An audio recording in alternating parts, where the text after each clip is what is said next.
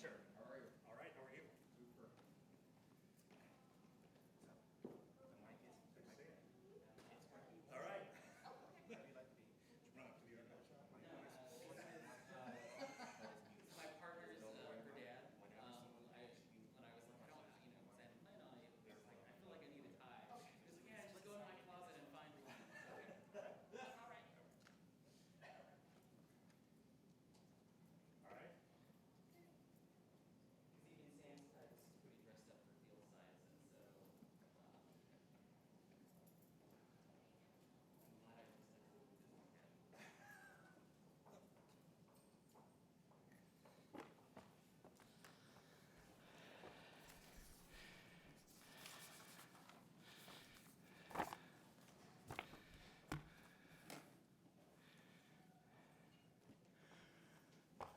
Are you guys coming up here in order, and are you going to work from here, or are you going to work from there? Well, I think it would be more efficient if at the beginning of the presentation we just all came up and said, Okay. let's fumbling around. That's fine. I mean, there's a clicker. Right, she should have been quicker. The only thing I couldn't figure out is the escape key. No, I had to use the mouse to X out of it. That's okay, to get back to the presentation. I mean, because I can navigate all that for you. I mean, I can get your presentation up, and then I can come down here, and you just give me a head nod or something, and I can advance slides. All right. I don't mind. The only thing I fumbled with was closing mine down so the next person can move on. I just have to use the mouse for that rather than. I mean, it's great that you can see right here. So yeah. So everything is good.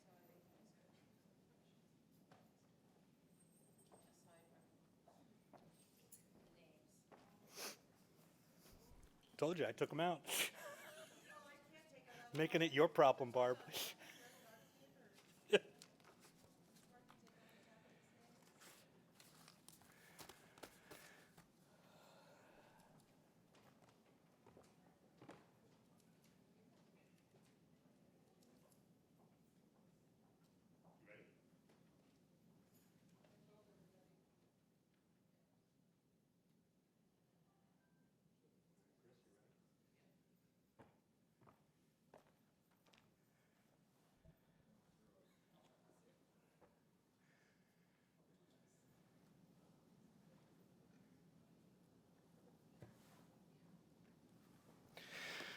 Good morning, ladies and gentlemen. My name is John LeGlowick. I'm the past chair of the Mid-Atlantic Regional Archives Conference, a past president of the National Archives Assembly, a staff member here at the National Archives, and your host today for the 2015 DC Archives Fair.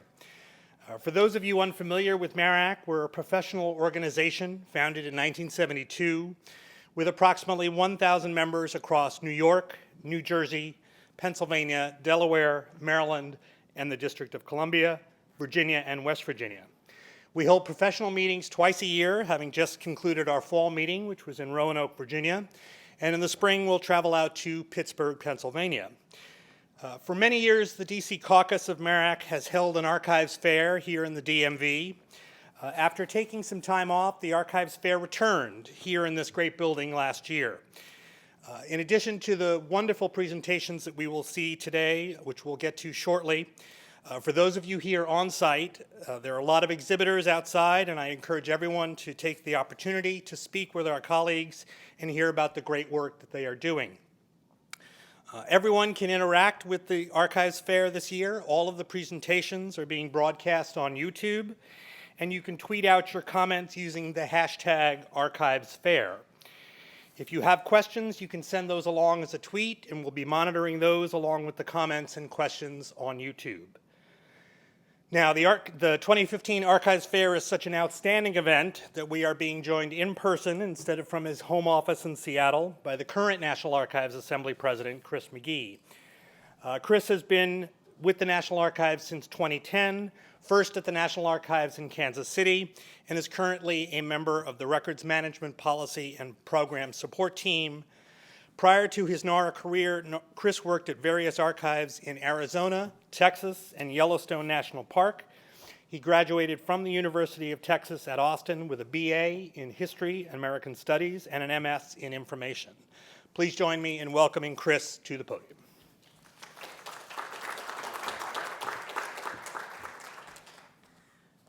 Hello, everyone. Thank you for the introduction, John. I can't say how glad I am that I'm actually able to be here in person today. And so a hearty welcome to everyone watching online, everyone in person.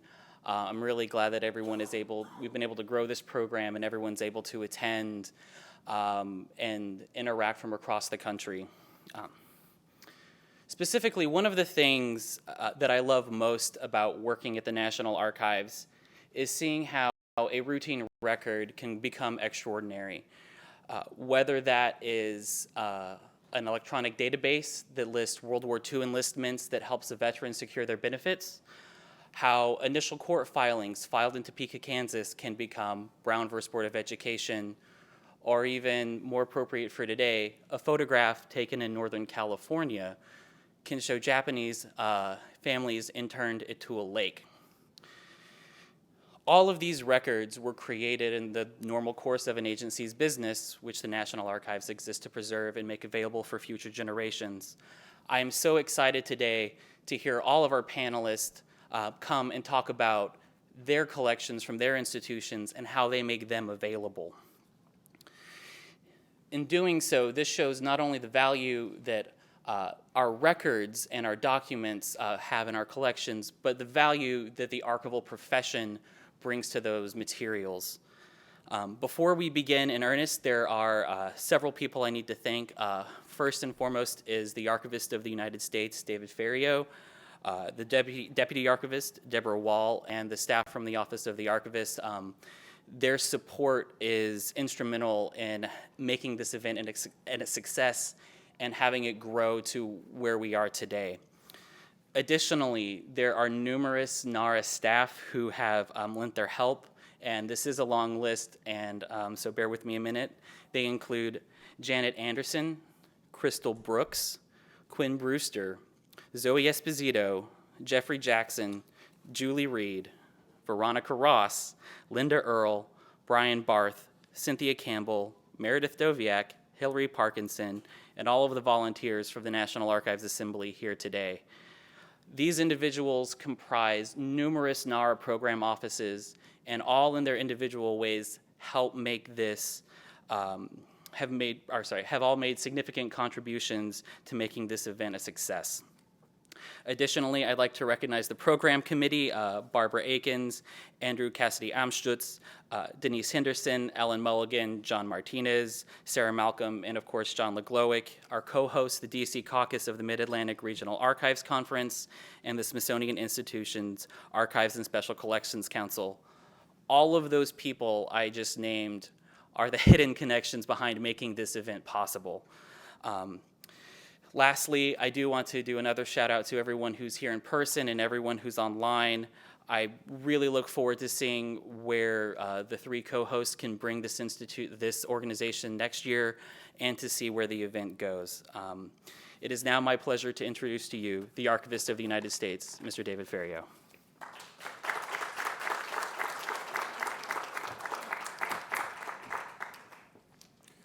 Thanks, Chris, and it's really great to have you here in town with us to deliver your welcomes. So welcome to my house. It's nice to have you here, whether you're here physically or visiting us through the ether. Welcome. I know that only two of you have had a chance to take the tour, so we did offer a guided tour this morning, and I encourage the rest of you to carve out some time, as important as the sessions are, carve out some time and wander around, because there is nothing that compares to the up close and personal interaction with the records. I encourage you to wander into the rotunda and just pause and take a look at who's there and the interactions that they are having with the Charters of Freedom, because it's a very special kind of moment, and I try and carve out some time every day in my day when I'm in the building to do that. It's great to be here for the 2015 Archives Fair. This event provides us each year with an opportunity that is all too rare, bringing together the DC archival community to talk, collaborate, and inspire each other. And we're very proud, once again, to host this event here at the National Archives. You have a full day of speakers today covering a wide array of topics and initiatives. The presentations cover lesser-known aspects of the American experience to collaborative projects that aim to innovate processes, improve archival processes, and spotlight the importance of archives to society and community. The importance of connections in and across people, records, collections, and archives themselves resonates with our goals at NARA to improve how we do our own work, how we provide access, and how we connect with our customers. Please check out the variety of tables and exhibits set up outside of the McGowan Theater for archivists and public alike to visit, talk, and learn about our profession. Lots of great things to see and discover. But the real value of this day and the theme is the opportunity to network. So take advantage of that and introduce yourself to someone you don't know and start a conversation and a relationship. Share what you know with others here. That's what this day is all about. So before we start, I'd like to also acknowledge the three co-hosting organizations for making this event happen. Thanks to Chris McGee, who is the president of the National Archives Assembly, Andrew Cassidy Amstutz, caucus representative of Merrick for the District of Columbia, and Barbara Akins of the Smithsonian Institution Archives and Special Collections Council. Thanks for organizing today's event, and have a wonderful day.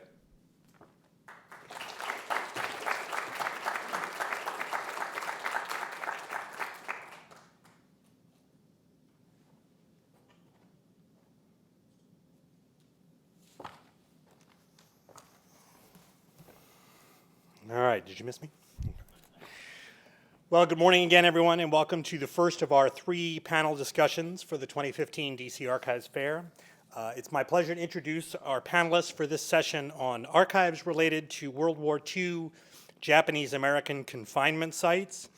For those of you joining us through YouTube, if you have a question, go ahead and please put it in the comments or send it along, and we will respond to all questions following the presentation. Again, for you tweeters out there, please be sure to use the hashtag ArchivesFair for your tweets. So our first speaker is Barbara Akins, who, as has been pointed out, has served as head of collections processing at the Archives of American Art for 25 years and is currently chair of the Smithsonian Institution Archives and Special Collections Council. She will present the work that she and Ryoko Ueno have, who unfortunately could not be with us today, have prepared on selections from World War II era Japanese American artist papers from the Archives of American Art at the Smithsonian Institution. Also joining us on this panel this morning is Marcus Most, who is the Director of Digitization at the National Archives, where he's been here for approximately 8 years. Prior to NARA, he was with the FBI, and he has a library science degree from the University of Maryland. Finally, we're joined by David Haberstich, who serves as curator of photography at the Archives Center, National Museum of American History. He received a BFA from the Rochester Institute of Technology, an MLA in art history and history of ideas from Johns Hopkins, and completed graduate study in art history at Indiana University. David's presentation will focus on Japanese American relocation camp materials in the Archives Center collections. And in addition to discussing the 4 collections of papers and images related to Japanese American internment experience, he'll also share a personal story about meeting a former internee and her family and showing them a letter that she had written while a student during the war. Please join me in welcoming our panelists, and let's get the 2015 Archives Fair underway.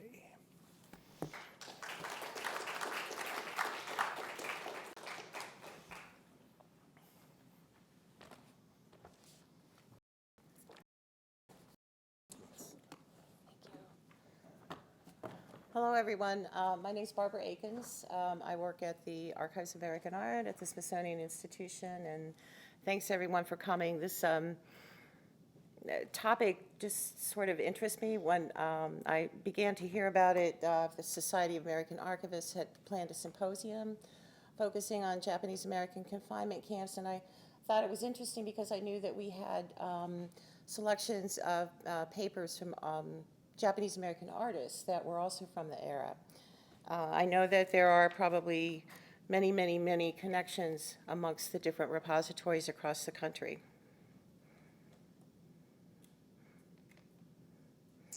So on February 19th, 1942, President Roosevelt signed Executive Order 9066, authorizing the removal of Japanese Americans, Italian Americans, and German Americans to internment camps. The executive order was spurred by a combination of war hysteria and obviously the attack on Pearl Harbor. California art and architectural historian Esther McCoy, whose papers are at the Archives of American Art, dabbled in fiction writing. Between 1941 and 1947, she wrote The Pepper Tree, about a Japanese-American family living a simple life in Southern California. The family had a small plot of land where they cultivated flowers to sell at market and their craft. And taken as background research for her book, these photographs that you see are particularly interesting as they show the initial wave of reaction to the Japanese-American citizens living in California right after the attack on Pearl Harbor, but prior to the issuance of 9066. The homes, farms, and nurseries where Japanese Americans lived and worked in this area were declared alien enemy. You can read the print, but on the verso of one of the photographs states that the Northern California White Nurserymen's Association was formed specifically for the purpose of buying up Japanese nurseries, and the Japanese Americans were being paid as low as 5 cents on the dollar value. So over the spring of 1942, West Coast Japanese Americans were ordered to present themselves for removal. Thus began the eviction of approximately 120,000 men, women, and children of Japanese heritage, and their transfer to several different confinement camps across the country. Over 2/3 of the people of Japanese descent interned, almost 70,000 of them, were actually American citizens. The evacuees were taken first to temporary assembly centers, such as the Internment Center outside of San Francisco, which was a requisitioned horse racetrack where living quarters were converted livestock stalls. There, they spent the next few months waiting for the more permanent camps to be constructed. California fiber artist Kei Sekamachi, and here, if I mangle these names, I do apologize. Ryoka wasn't here to correct me. She was a young teenager when she recorded her experiences at the Tanford Assembly Center in drawings and watercolor sketches, and these are part of her papers now housed at the Archives of American Art. And in an Archives of American Art oral history conducted with Kei Sekamachi in 2001, she remembers, and I'm quoting from her oral history, "We had some suitcases, well, as much as we could carry, that was about it. So it wasn't much, and I do remember we left a whole bunch of stuff right in the middle of the room. And at that point, dealers were coming around buying up what people left. And we did have an upright piano that was given to us, and that went for $5. That was probably a pretty good price for it in those days," she laughs. But anyway, I do remember that we did get $5. We were transported by bus to Tanford Assembly Center, and then we were assigned rooms in a barrack, and there were cots, and we had straw mattresses, and it was just bare other than the cot. And somehow we managed for, I think it was about 3 months that we were in Tanford. Professor Obata from California was in our camp, and he started an art school. And so that is where my younger sister and I went to. So every day we drew and painted.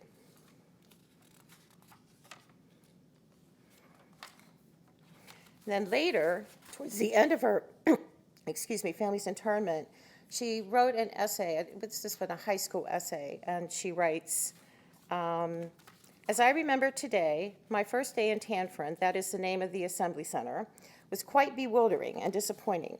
We arrived there at about 3 o'clock on the 29th of April. As soon as we were within the gates, we had to register, and we were asked all kinds of questions and were given family numbers. We were then taken to our new home, an apartment in the horse stalls, by a young fellow who had arrived the first day, that is the day before us. When we realized we were to sleep in horse stable, we were about ready to cry. The smell was nauseating, and the floorboards were at least 2 inches apart, with bugs crawling all over. We learned from the young men that we were to have dinner in the main mess, which turned out to be under the grandstand. Fortunately, our luggage was brought to us after hunting for hours among hundreds of other suitcases and trunks. We cleaned out our 2-room apartment as best as we could with a small whisk broom. After making our beds, which were our only pieces of furniture except for the card table and camping chairs we brought, we started for the mess hall, only to find that it was beans. We had to wait about an hour to eat. It was dark by the time we returned to our apartment, and the light was so dim that we could not do very much. We decided to leave everything until the next day. I felt dirty and tired, but there were no showers, and even to wash up, we had to walk a long ways. That night, I fortunately fell asleep, being tired and exhausted through the excitement of the day, without much thought of what the next few days, months, or years would be like.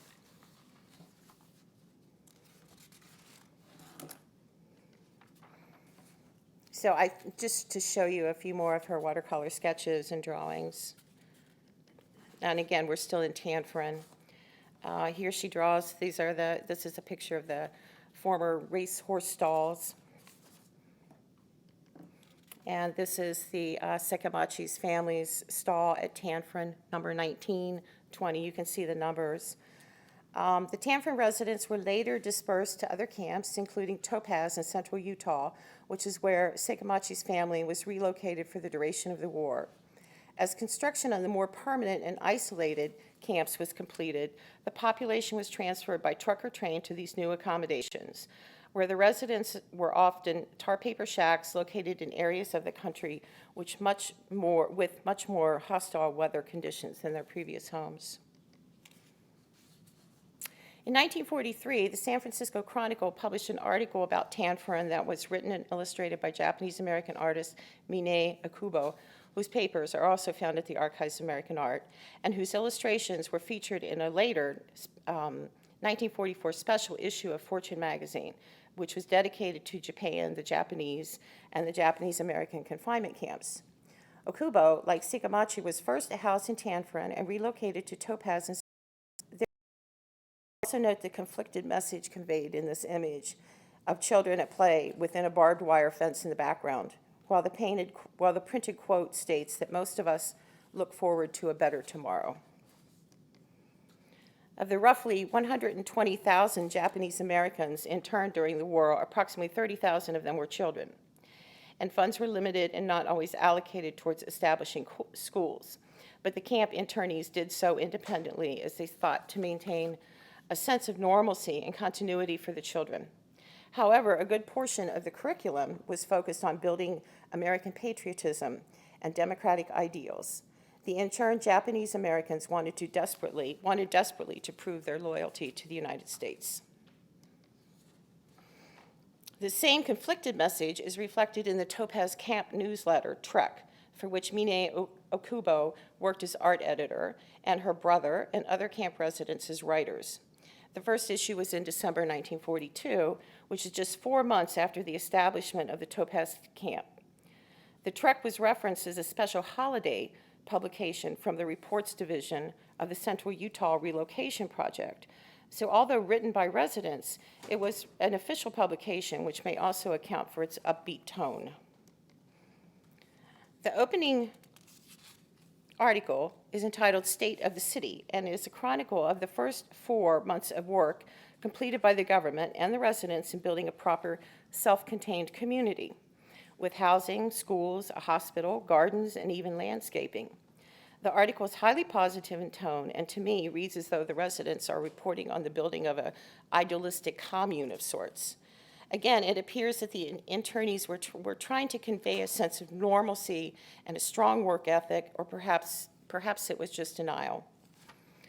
But the article goes on to state all of the work that was done in really what I think is a really short amount of time, 4 months.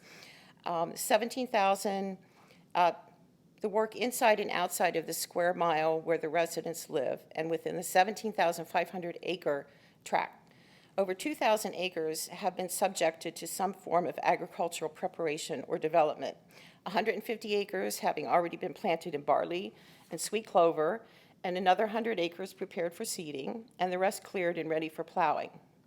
At the same time, the article reports that in the city proper, resident housing has been built for 100% of the residents and adequate dining halls, leaving only the hospital, boiler house, and laundry facilities to be built. Work by the U.S. engineers is projected to end in January 1943, and by then over 600 structures will have been completed. Additional buildings to be completed included the schools, community church, slaughterhouse, meat packing, bakery, hog pens, chicken breeders, etc., and a fully self-contained compound. The article goes on to report the status of the interior finishes on the residents' houses, fuel delivery, and city landscaping. And it also reports on wartime shortages, such as doctors, sugar, coffee, milk, etc., and further states that Topaz is confronted by the same situations which all of America is facing and is meeting it, like other communities of the nation, with good grace.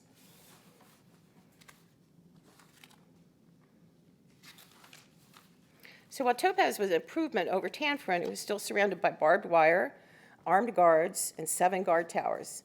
Another irony is that some Japanese-American men, either interned or with families in internment, were joining or were being recruited into the U.S. military during World War II.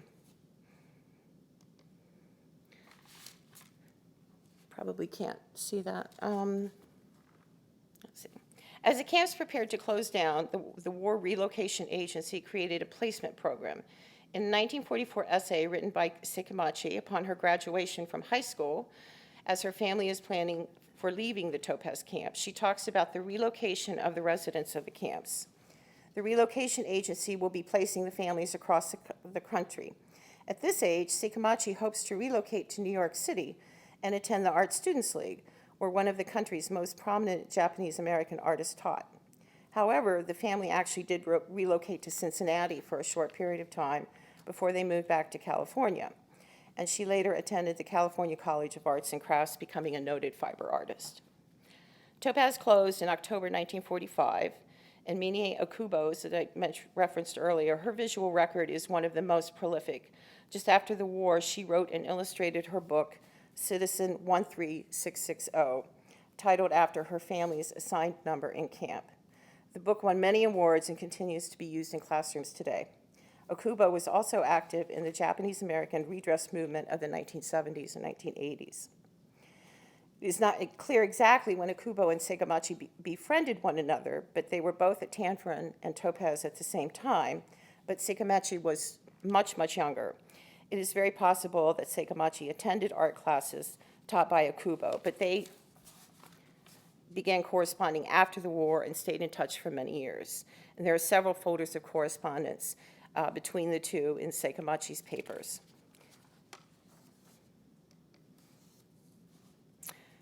Executive Order 9066 applied to the West Coast states only. Japanese Americans on the East Coast had an entirely different wartime experience that were, of course, highly sympathetic to the Japanese Americans on the West Coast. And most were likely more than a little paranoid as well. Perhaps this is why New York City artist and Art Students League instructor Yasu Kuniyoshi was so eager to volunteer his services to the government and to assure the government of his loyalty, along with fellow New York City Japanese-American artists. Within days of the Japanese attack on Pearl Harbor, Kuniyoshi gathered with other Japanese-American artists living in New York City to draft a letter of allegiance to the United States. And in 1942, the U.S. government did enlist the services of Kuniyoshi in their war propaganda efforts. He created the artwork for anti-Japan war posters, and a few of his drawings also appeared in the 1944 issue of Fortune magazine that I referenced earlier. And in 1942, Kuniyoshi worked with the Office of the Coordinator of Information, a federal intelligence and propaganda agency, to write radio scripts about American culture and freedoms enjoyed by artists in America, and he broadcast those scripts over Japanese radio waves. In this script, Kuniyoshi praised his adopted home as a country of all races. Gathered together enjoyed by those living in the fascist regimes of Japan and Germany. It's just the entirety of the script. Woodstock Art Colony, Kuniyoshi also organized the Woodstock Art Colony Harvest Festival dance in 1945 as a fundraiser to aid Japanese American internees starting new lives after being released from the internment camps, as they had lost all of their possessions from their former lives. And he worked with fellow arts instructors at the Art Students League on a mural of the fascist villains of World War II for the 1943 League Hotel, and that's what this image is from. And pictured here are Art Students League instructors Corbino, George Gross, Kuniyoshi, and Harry Sternberg. And you can see that they are preparing the large mural of the villains. Kuniyoshi is seated in the middle, and his piece of the mural is shown to the left. In 1944, Kuniyoshi additionally organized his fellow Japanese Americans into the Arts Council of Japanese Americans for Democracy to more formally affirm the loyalty of Japanese American artists. In this preamble and purposes council, which include war, and to promote recognition of and to further the contributions of Japanese Americans to the arts, science, and professions, among other goals. And he enlisted, he wrote to Julian Levy to sponsor this organization of anti-fascist Japanese American artists. He hoped that Levy's endorsement will lend more credibility to the organization. Kuniyoshi continued to be very active in promoting the role of artists in the war and the loyalty of Japanese American artists, and he was also very active in the Japanese American redress movement of the 1970s. In addition to the papers and interviews of Sekiguchi, Okubo, and Kuniyoshi, there are additional primary sources at the camps and the Japanese American redress movement of the 1970s. Among these are the papers of Roger Shimamura, Rei Yoshida, Kamikichi Tokita, the latter collection containing diaries written from his time in the Minidoka camp. Unfortunately, they're all in Japanese, so none of us have read them. And oral history interviews with Frank Okada, George Sutak.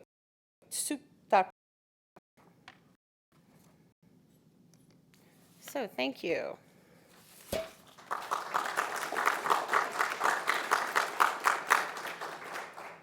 Let's see if I can get out of that. Yeah, this is right there. Is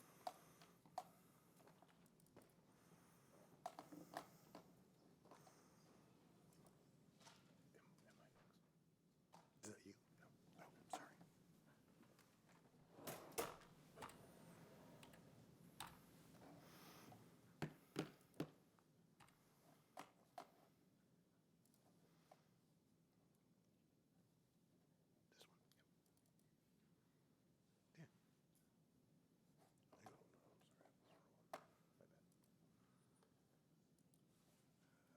This one.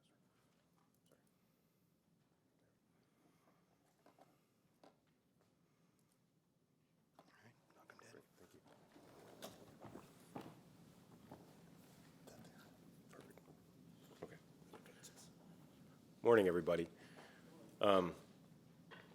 John texted me late last night and said he was too ill to come in this morning, so I'm going to try to cover his parts of the presentation as best I can. What I'd like to do is walk you through some of the background of the incident cards and kind of the approach we took on the project. Dive in a little bit on the technical side as far as the digitization we did and the data extraction, and then talk about how we're able to make these cards available a little earlier than normally would have been able to by the use of technology on the incident cards. So the Tule Lake project, Richard Marciano from the University of Maryland recently came up from North Carolina. He approached both John and myself and said that he was interested in examining the record group 210 Japanese internment cards at Tule Lake.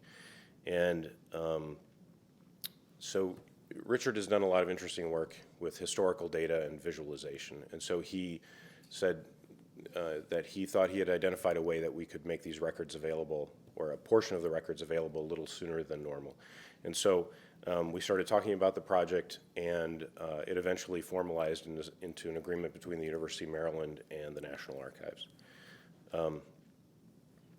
So there are 20, so an incident card is, as you can see here, an incident that happened in the camp, and there are 25,194 cards in this collection. You can see it's got a last name, first name. It occasionally captures an age, and then also an incident.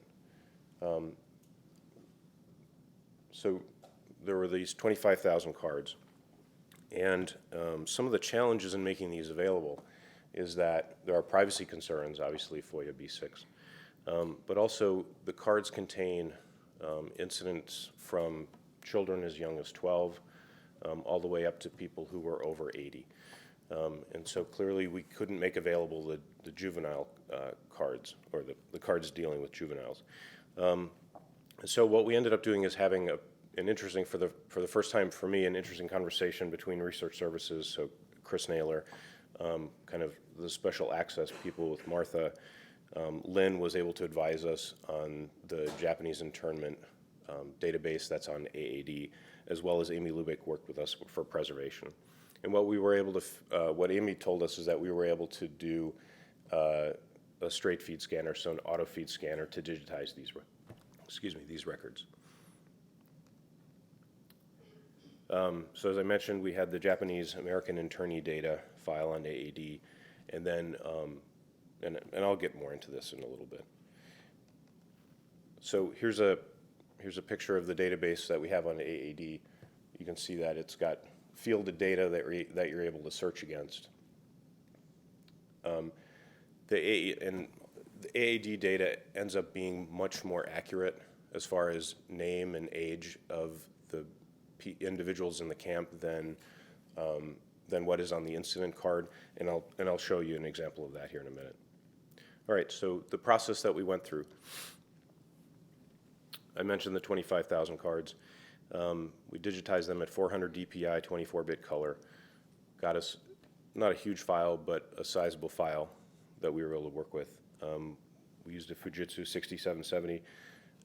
With the speed of the scanner, it really took about a week of digitization. There was some post-processing that we had to do. And then we did optical character recognition with the Kofax software. And what we did off of that is, and I'll show you a better example of that here in a minute. We actually were able to extract, so we digitized the card, OCR'd it, and then had the software automatically, without any human intervention, pull out the last, first, middle name, and then the specific incident date. Some of the cards had age on it, but we decided not to use that because AAD, or the Japanese internment database, has a much more accurate age. So the rules that we built is that we could release a card if the age of the individual was greater or equal to 18, and there was a one-to-one correlation between the card extraction, the name, the person on the card, and an entry in an AAD. If somebody was under 18, or if there were no hits, or if there were multiple hits, so that if we, so for example, if we couldn't directly match somebody, we wouldn't release those cards. So after we digitized the cards, did the extraction, we kind of banged the two data sets up against each other, and we identified, so within the 25,000 cards, there were, I'll focus on the 10,000 that we were able to release. There were 10,000 matches between the incident card and someone who met the requirements that they were over 18, and that there was a one-to-one match between AAD and in the incident card. So within these 25,000 cards, we were then able to release these 10,000 cards. We withheld, you'll see the 14,000, there were about 1,500 cards that were under for a juvenile. And so we were not able to release those cards. So about 40% we were able to release ahead of time. So got a couple of examples here of specific cards and kind of what the extraction looks like. So you'll see that we had, so here's the card. What's interesting is that this incident card has the age at 54. And so the upper portion of the screen shows you the extraction from the data from the card itself, and what the system was able to pull out. So we have George Adachi, and the lower portion here is from the Japanese internment database. And so we were able to come up with a one-to-one correlation between a card and an individual, and it met the criteria over 18, and so we were able to release this card. In this example, Achiro Akayama, we did not release this card because even though we got an extraction, you can see that Achiro was actually, by the system, came out as Ichiro, and so we ended up with multiple hits in the database. And so we didn't release this card because what we were trying to do is test what can we do with just an automated process. So what we've got left is we have these 13,500 cards that have no hits in AAD or multiple hits with AAD. And so where I think we're going to go next with the project is to see how we can further refine our searches so that we can narrow it down to individuals and release even more cards. On a personal note, what's interesting about this is that, I came at this from a very technical perspective of, extraction of the OCR or OCR extraction from the cards. But behind each of these cards is a person, is a story, is an experience. And sometimes I lost perspective on that. So it's always good to kind of come back and kind of grasp the fact that there is a person behind each of these cards. So, thank you.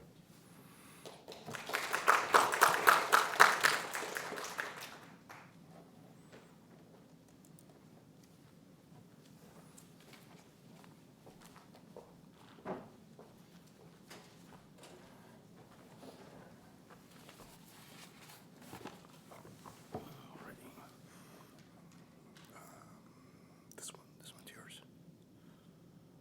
Yes. All right. Yeah, there we go. There we go. Great. And then this just right here will advance your slides. Thank you. Very happy to be here. I'm David Haberstick from the Archive Center at the National Museum of American History, talking about our relatively modest collections of Japanese American relocation camp materials. I wish I had more illustrations. Unfortunately, I think we've been dilatory in getting some of the imagery scanned and so forth, so I have just a few examples from these collections to show you. There are four really different types of collections. One of them is comparatively large in terms of a few boxes. That's the Japanese American documentary collection at the top. The Gerald Lambley collection of letters contains only 6 items. The Mauritani papers is a larger collection, almost entirely text. It's very interesting, and I think it's a rich resource that has yet to be used very much. And then the Kamikawa and Omada family papers. I'm going to be talking primarily about the first 2 items. So let me just say something about the Mauritani papers to identify those and the usage. The Mauritani papers, it says, the date says 1942 to 2002, but the bulk of this material is from the 1980s, not contemporary with the Japanese American internment. It is about efforts and activism on behalf of former inmates of Japanese American internment camps during World War II to achieve some kind of justice, compensation, et cetera. So Maritani was a Japanese American serving with the Commission on Wartime Relocation and Internment of Civilians. And the collection contains notes, facts, and copies of historic documents he gathered, correspondence with former internees, and some photographs of camps and internees, legislative and litigative materials, and papers relating to Maritani's own wartime and post-war experiences.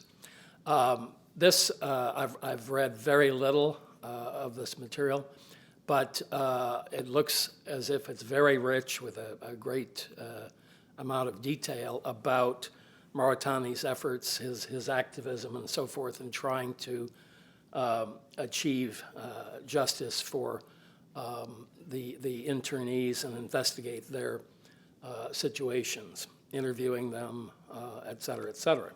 So I think, although a lot of the material is after the fact, there's a great wealth of information there for someone who wants to use it. The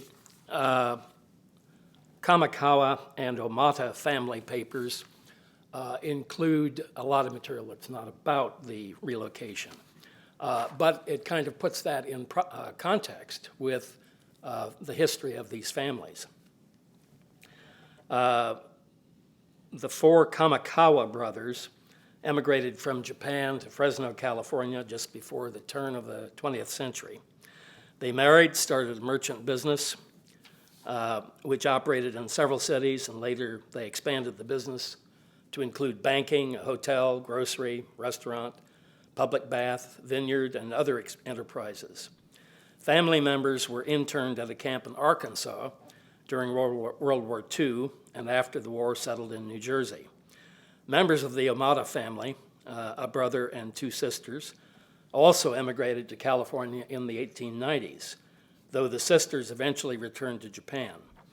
The Omata family also established a merchant business in California, and some members of the Omata family were also interned and eventually settled on the East Coast. So that's a collection which puts the relocation experience into context with general family history. Both of these are relatively small, but include a lot of photographs, of which I don't have images, I'm sorry, to report, but they're primarily family photographs. I haven't noticed, as I looked through that collection, haven't noticed photographs from the internment camps. But the big collection that's very rich, comparatively large, is that first one on my list, the Japanese American Documentary Collection, 1900 to 1908. This is an artificial collection which represents papers, photographs, documentary materials, and so forth, gathered, collected from former internees or families with someone having that experience to support a major exhibition. This was the exhibition sponsored by the what was then called the Division of Armed Forces History at the museum, in connection with the exhibition, long-running exhibition, I might add, A More Perfect Union, Japanese Americans and the United States Constitution, where, of course, the point was made that the, pointed out again and again in that exhibition, was that the internment was, of course, unconstitutional in terms of due process, et cetera, et cetera.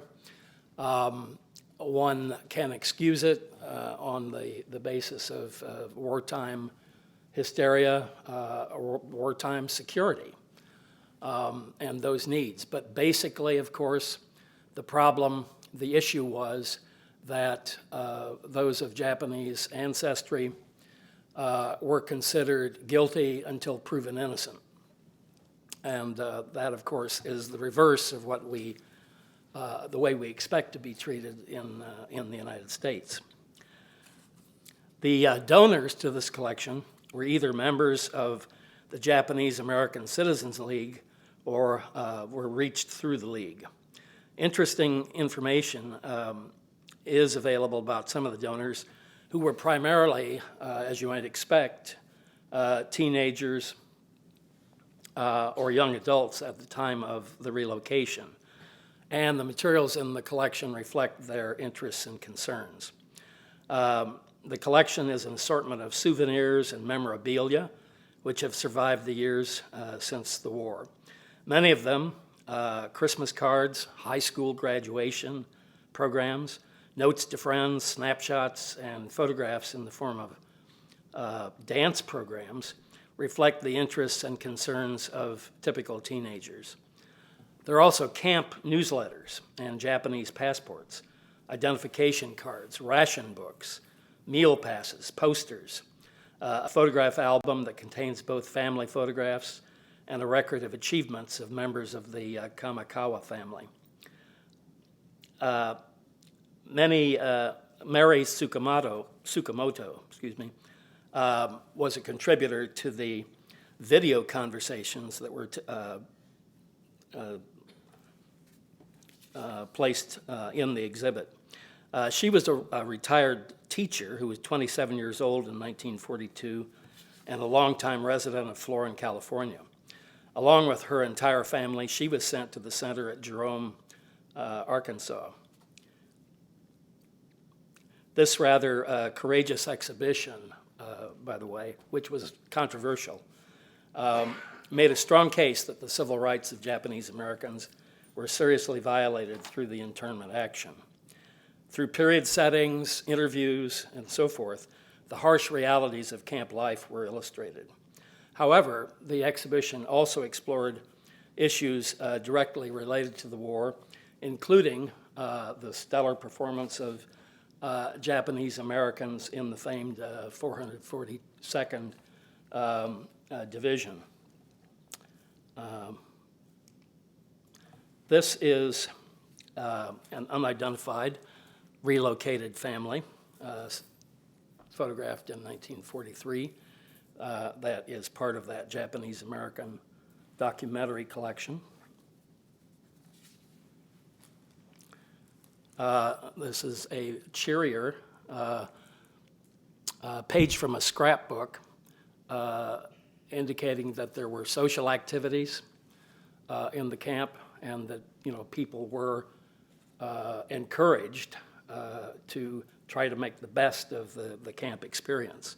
So there are scrapbooks containing this kind of material. A woman standing outside the barracks where she lived, and I didn't do enough digging to find out which camp this was, but I believe the information is in there.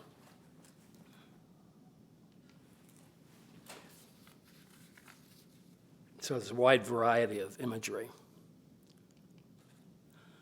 This is actually from that other collection. This is from the Omada papers. This is a map of the Jerome Relocation Center in Arkansas.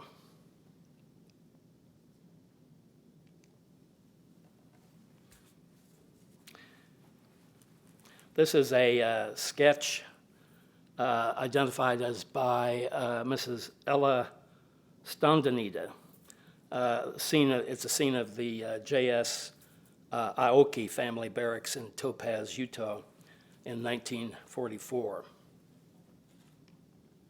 Now, one of the paths out of the camps, of course, was to prove one's loyalty to the United States in various ways. And a lot of the teenagers in these camps were certainly, aware of this issue and were careful to indicate their loyalty, and I think most of the time very honestly held beliefs. Many of them wanted to fight in the war. They wanted to join the armed forces. And this is a battle scene drawn by an unidentified inmate.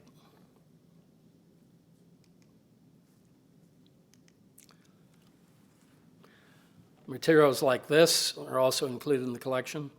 A resident identification card for Michiko Kihara.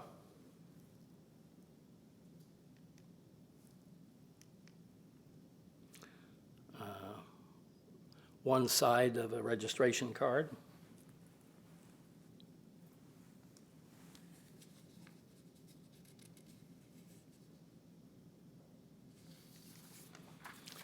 Handmade war poster by M. Koyama, during his internment in the camp. So you can see the patriotic fervor that they're trying to demonstrate, and obviously we're encouraged to demonstrate. Handmade war loan poster by Kazuo Yoshi.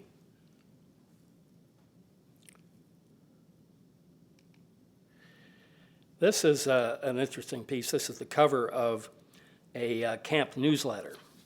And again, you see the headline.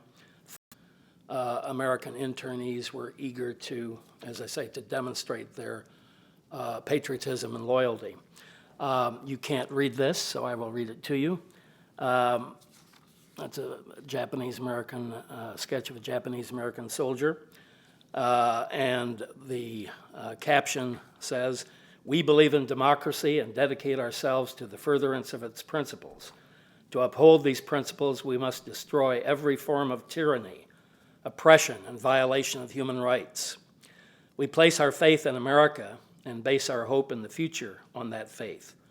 Therefore, we believe that our volunteering in the armed forces of this country is a step towards the realization of these ends and a positive manifestation of our loyalty to the United States of America. Volunteers of Topaz, Utah."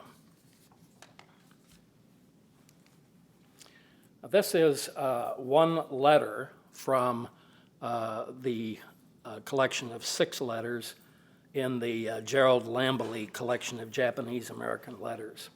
This is, to me, kind of a curious situation. I'm not sure I understand the circumstances under which the letters in this collection were written. But originally, the collection was a group of about 50 to 60 letters written by Japanese-American internees who had been students of a teacher, Miss Cox, in San Francisco. And so all these letters were written during internment and some afterward. And again, I don't know the impetus, but it kind of looks like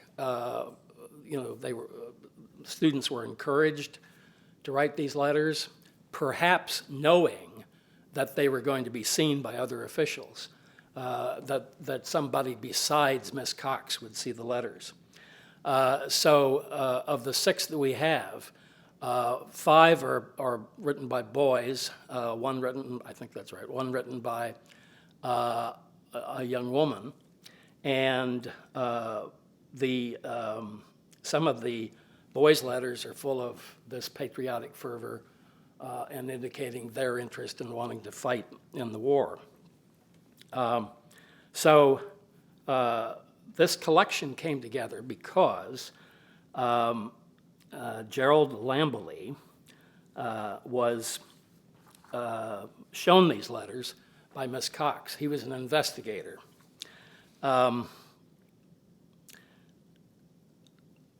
I'm sorry, I said Miss Cox was in San Francisco, it was Sacramento.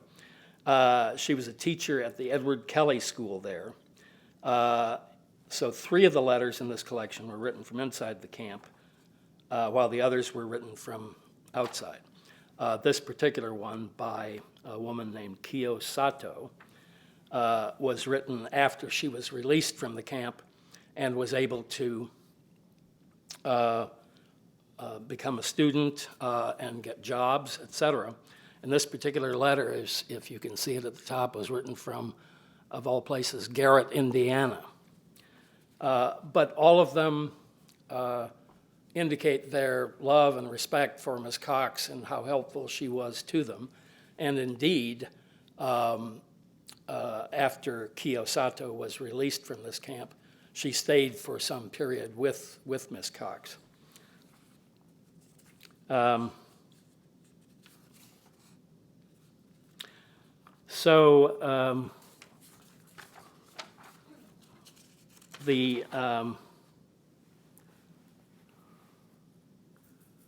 Something about Mr. Lambelie that I didn't bring with me. Anyway, he was an investigator who interviewed Ms. Cox, collected these letters, kept them over the years, gradually throwing some of them away.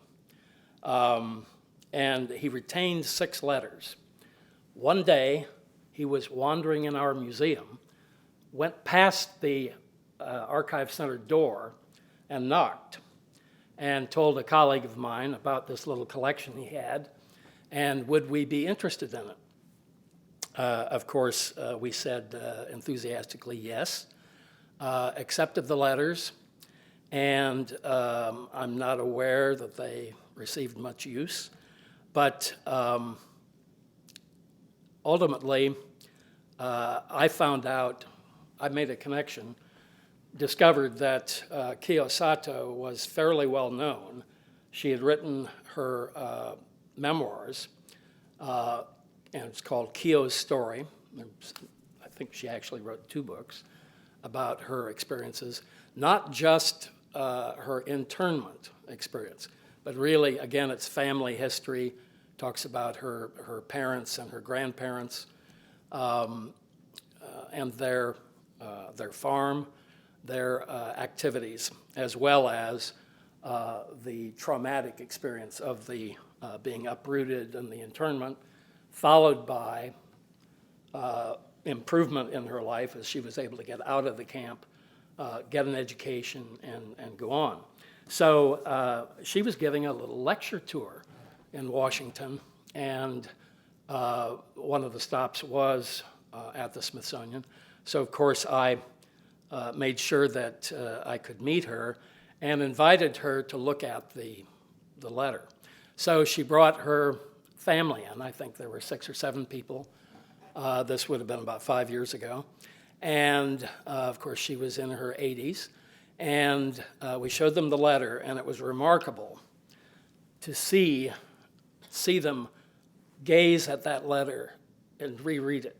Of course, she had not seen it for decades since she wrote it. Maybe she had forgotten about it. And it was very moving to watch their experience of this letter, speaking in hushed tones and so forth. I was very moved. Let me read you just a portion of this because I'm sure you can't see it. This is written December 25, that's right, Christmas Day, 1942. Dear Miss Cox, I often think of you in the Edward Kelly School. I hope you're well. Has the school changed? I wish I can be back there. I'm having my vacation in Garrett at the Nicholsons, and what a change it is from the dormitory life. It took a lot of studying to catch up on the 3 weeks that I'd missed. So far, I haven't made a C anyway, and I'm glad of that. But the trouble is that I've got only 1 A, and that's in Spanish. The rest were all B. I'm trying my best to do better. I'm taking sociology, psychology, religion, English literature, and Spanish. My reading speed is a great handicap in all my courses. I'm trying to increase my speed by timing and reading easy material as fast as I can. I can't understand how I was able to read so many books in grammar school. It takes me hours and hours to digest a chapter in sociology. And it goes on about her current life. And then she adds a postscript at the end. So it's you know, in its kind of mundane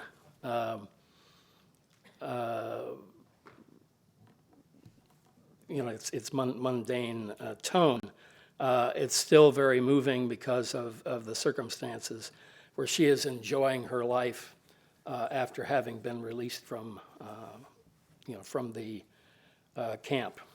So she asked if she could be put in touch with Mr. Lamberley. I wasn't sure if he was even still alive, but I found him in the old-fashioned telephone book, and called him and asked if he would be amenable to having Kiyosato talk to him. I don't know whether they met or just spoke on the phone, but she said it was a very cordial and interesting. Had interviewed Miss Cox about her to help certify that she was, you know, an acceptable patriotic American. So there may be other materials relevant to the internment scattered in a few other collections that have not been identified yet. I keep thinking something may turn up because there are a few other collections related to Japanese Americans. So they're resources that I don't think have been tapped yet, and I encourage people to come and see them. Thank you very much.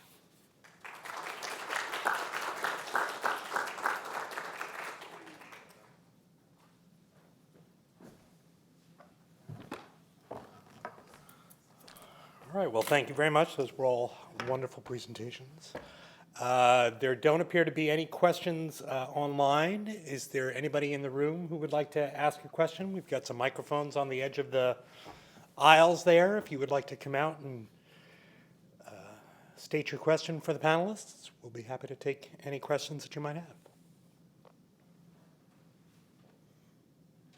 Oh, Jan always has a question.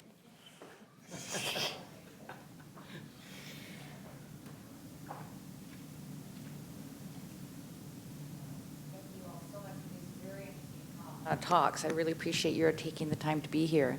This is a question for Barbara. I was curious, and perhaps you stated it and I was daydreaming or something, but I was curious why the East Coast Japanese Americans were not sent to internment camps while the West Coast and the Hawaii folks were. I do not want to claim to be an expert on the historical background, but it's my understanding that only the Japanese Americans living in Washington, Oregon, and California were interned. And I assume because of their proximity to the Pacific Ocean, and they could maybe better easily communicate with the Japanese. There was an incident in Hawaii where I can't remember his name, but I read about this somewhere. A Japanese pilot crash landed his plane in Hawaii on this sort of like little remote island, and there were a couple of Japanese American, Japanese American Hawaiians, I guess, living on the islands that in the end ended up helping him. And there was a little bit of a skirmish, and I think it was that incident also that led to the order. There was some fallout from that, obviously. So I think it was just the proximity. And the whole thing that I find so interesting about it is that it's just this whole notion of everything was conflicted and different. You know, you have these Japanese American folks, they're in these confinement camps, yet they're, you know, presumably happy, but because they're trying to show their loyalty to their to the people who are imprisoning them. It's just a really conflicted message that you see through, that's a theme throughout all of the collections that I've looked at, and the oral histories, that I read some of those transcripts. I just have to interject here. I'm from the University of Hawaii, and we have a large Japanese American veterans collection that include a lot of personal letters that were written back and forth during World War II. And then we also have the Hawaii War Record Depository of the experience of individuals who lived through World War II in Hawaii. So if anybody is interested in that, you can go online, and we have quite a number of the materials digitized. And of course, you can correspond with the archivists there, and they can lead you to even more resources. And then I have a question for you. Sorry, guys. So I had read just these 3 states. So were the Japanese American citizens of Hawaii also interned? Oh, yes, very much so. Because Very much so, yeah. I have only read about the 3 states, but I don't know, maybe there were others. Yes, we have a very large Japanese American population, and I don't remember the numbers anymore, but I would say at least a third of them were moved to the mainland and interned, which is even harder for Hawaii people because, of course, we're used to perfect weather, and going to, Mindanao and some of those freezing camps up in, northern climes. They lost everything. Everything was sold dirt cheap, as you pointed out, or just left behind. And many of the folks, as you said, joined, like the 442nd, the Japanese American troop that, to show their dedication and loyalty. There was a temporary holding area, I think it was in Sand Island. And as you pointed out, it was not only Japanese Americans, but initially it was also Italian Americans and German Americans. We didn't have so many of those in Hawaii. But I don't know how, was the law changed so that that was rescinded, the Italian and German portion? Does anybody know? Because they never got sent to camps. As far as I know, they did not get sent to camps. But the Japanese Americans did. And so we do have a small holding center in Sand Island, and the Japanese Chamber of Commerce, I believe it is, has a large body of materials from people who were sent out through the letters, posters, and those sort of things.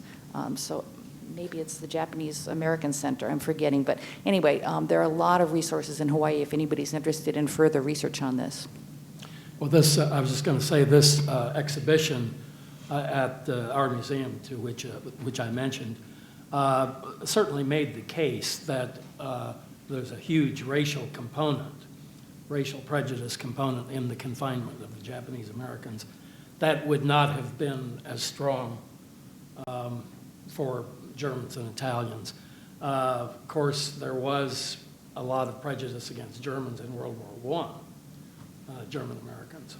So times change and things vary. Somewhere online recently, I saw something about an exhibit somewhere, I can't remember where, just Google it, about the Italian-American confinement camps. And I don't know, I was just snooping around, and I think I saw something, can't even really remember if it's like current, but their cultural organization somewhere was putting together an exhibition about it. Yes. Hi, my name is Jane Zhang. I teach at Department of Library Information Science, Catholic University. Yeah, hi. And I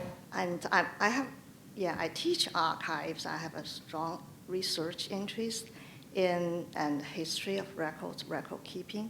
I want to thank you all and all the speakers, because that gave me the topic today gave me a framework and to see this type of records at that particular time. And then that's what I'm collecting in the future to show my students in the future. The question, one thing I noticed from in terms of type of records and their continued use is that index cards and that made me think that the index cards looks like the old time databases, records there.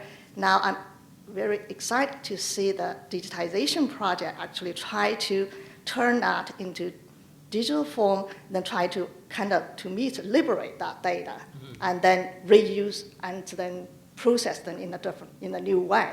So that means old type records get new life into use. So I feel excited about that. And I just want to kind of, I don't have a question, but a comment and maybe just something, and the speakers will comment on that kind of the change of the record, how to make this old kind of record format into new life use. Thank you. Yeah, thanks for your comment. One thing that's really interesting in the cards, because the cards were geographically limited that we looked at, one thing that we've contemplated is that if we could do this project for other types of index cards, you'd actually be able to trace somebody's movement through all of the various camps to where they ended up. And so it's interesting, this concept of, using visualization on historical data to show how somebody has moved across the United States with different little snippets of information that you might pick up on them. Marcus, I did want to ask you also, what is Marciano doing with these? What is he doing with the data? I mean, so you've digitized the content, you've extracted the data's there. So is there a next step? So I think he has a couple of doctoral students that are going to basically look at the data in different ways. So they're going to, look at the demographics around age of incident cards. There were, in the camps, there were specific dates when there were uprisings or other incidents, so they want to see if there was a cluster of incidents around an event. So those are only a couple of things that we've talked about.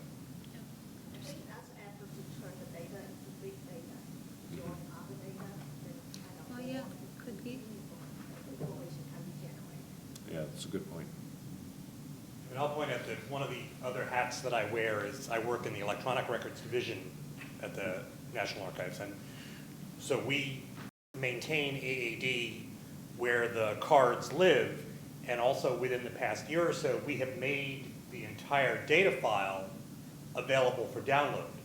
So you can go and you can look at the individual cards in AAD, but you could also, if you wanted to look at everybody in a particular camp, everybody with a particular last name, you can download the entire data file and then you can manipulate it and do whatever you need to for it.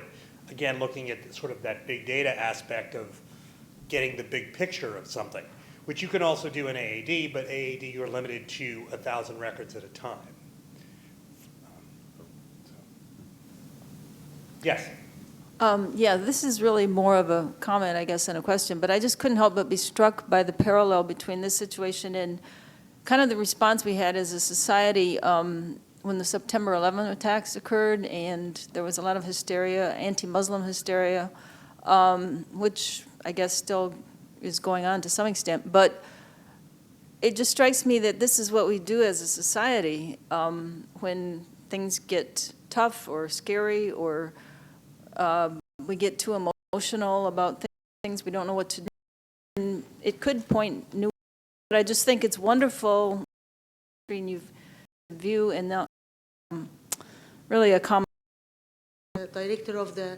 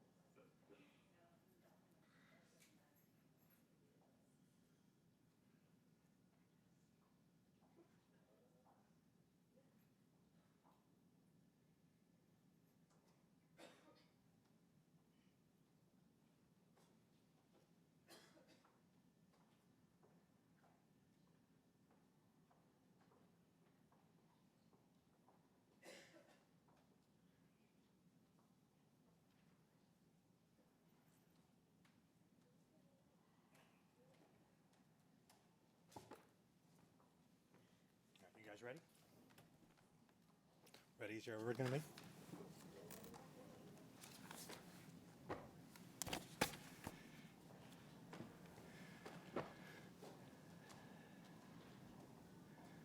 All right, well, good afternoon, everyone. I hope you all enjoyed your lunch. Welcome to the afternoon session of the 2015 DC Archives Fair, Beyond the Processed Box, Unearthing the Research Muse through the DC Africana Archives Project. Joining us today are Haley Bryant, Theodora Danielewicz, and Anton House. The moderator for the panel will be Doretha Williams. Haley Bryant is currently in her culminating semester of coursework for her master's degree in the Department of Anthropology at George Washington University. Her concentration is museum anthropology with particular interest in the collection and exhibition of culture, cultural heritage, and archival practices. She's been a processing archivist with DCAP at the Moreland Spingarn Research Center for the last year. Theodora Danielewicz is completing her doctorate in 20th century American literature and culture at the English department at George Washington University. Working in disability and feminist studies, her dissertation, Sick Chick, Reproductive Flesh in American Modernity, considers the subjugated body as an uncanny repository of cultural memory. Sick Chick theorizes the way in which violence and harm on the body are rearticulated as political critique. Anton House is a doctoral student in Howard University's History Department. His concentration is in late 19th and 20th century United States history. Among his areas of concentration are the racial uplift and new Negro movements, African American benevolent, fraternal, and mutual aid societies, migration, and urbanizations. Doretha Williams is the project director for the DC Africana Archives Project at George Washington. Doretha received her PhD in American Studies from the University of Kansas. She's currently working on her manuscript, Kansas Grows the Best Wheat and the Best Race Women, Black Women's Clubs Movement in Kansas from 1900 to 1930. Doretha's research explores the importance of preserving the histories of African Americans in the Midwest and Central Plains, underscoring the narratives of Black migration, community development, entrepreneurial gains, the spirit of ingenuity, and the hope they invested in a new land. As with the morning session, for those of you joining the presentation virtually, if you have a question, please send it along by adding a comment on YouTube, and we'll offer your question to the panelists following their presentations. And also, please continue to use the hashtag ArchivesFair. For those of you who are tweeting, we had some great tweets out this morning, and so please join me in welcoming our panelists for today.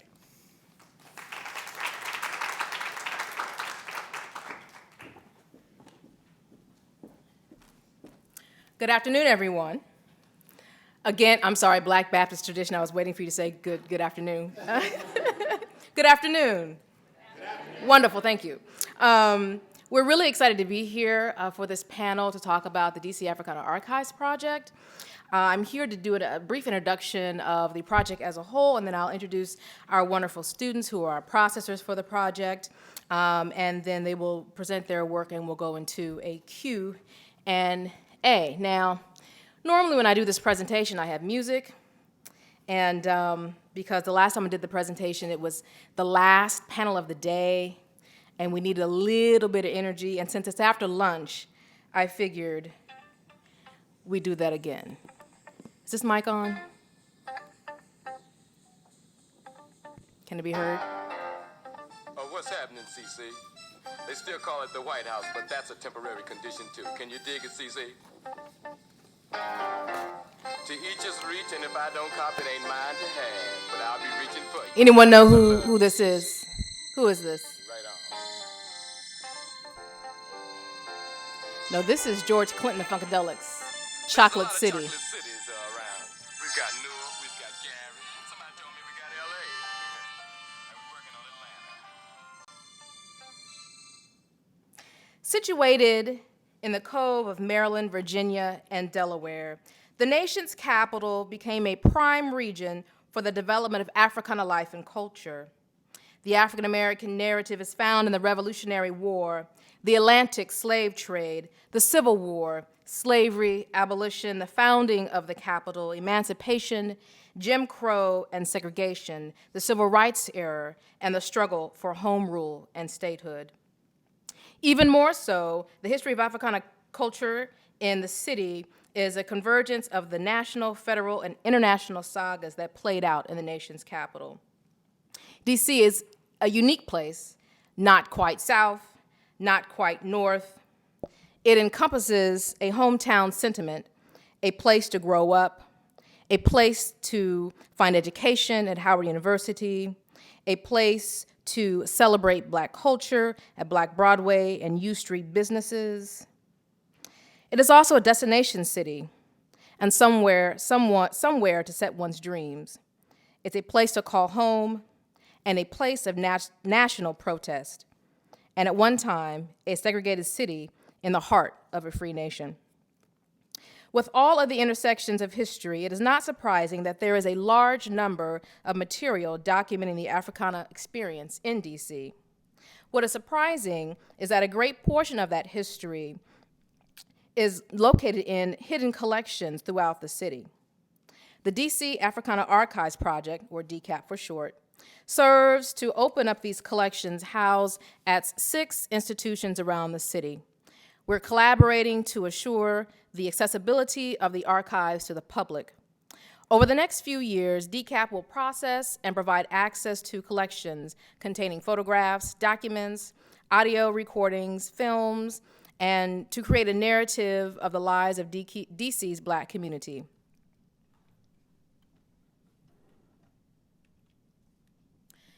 DCAP's mission and vision. The mission really is to make sure that these collections that we're processing will be accessible, not just to scholars and archivists, but to the community, to students in the high schools, to college students, both in undergrad and graduate school.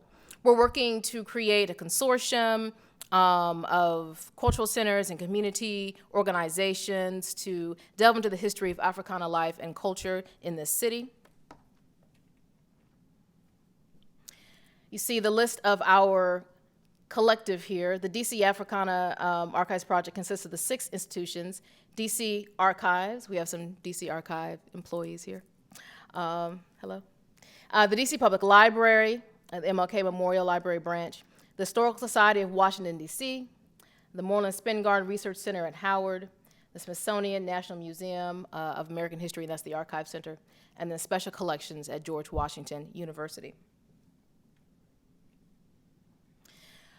Some of the grant goals, we are aiming to process between 100 and 125 collections. Right now, we've identified about 105, yay.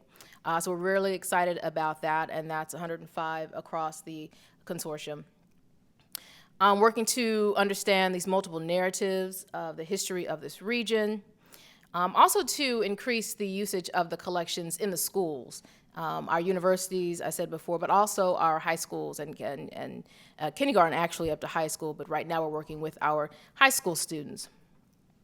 Also to engage the community through public programming and educational outreach. Some of the collections include, I have some images here. We are working at the DC Archives with some of the collections listed on their accession record.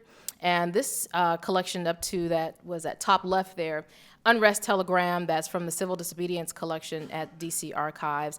And basically what's here is, this is in October of '68, after, of course, the assassination of Martin Luther King. And the interesting thing is this telegram really shows how long the unrest continues in the city, because this is dated in October, stating the to invoke an immediate curfew in the city. In the middle there you see one of my favorite historical figures here in DC, Addison Scurlock, who founded the Scurlock Studio in 9th and U in 1914. And I always like to say this is one of the first selfies that he takes.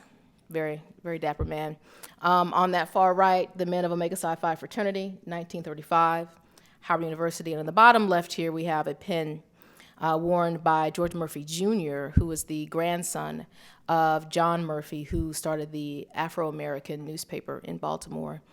George Murphy goes on to found the Washington, work as the executive editor at the Washington Afro-American. And that's the pen from the National Anti-Imperialist Movement in solidarity with African liberation.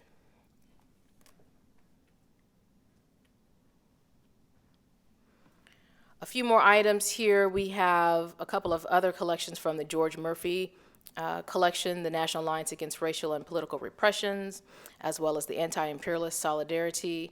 And in the middle, you will see the incorporation certificate of Delta Sigma Theta Sorority Incorporated in 1913. This is the original certificate that is housed at DC Archives in the incorporation certificate register. And at the bottom, this is one of the newest collections I've been looking at, the arrest of Eleanor Davis that's incorrect, it's 1855, the DC Jail Register at DC Archives.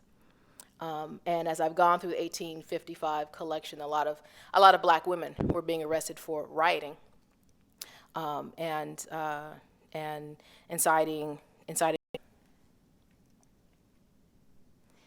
And finally, a couple of pictures from the Scurlock collection, the mortgage burning at Florida Avenue Baptist Church, 1944, and a capping class, the nurses class at the Freedmen's Hospital for the School of Nurses, there on your right, both from the Scurlock Studio collection at the Archive Center.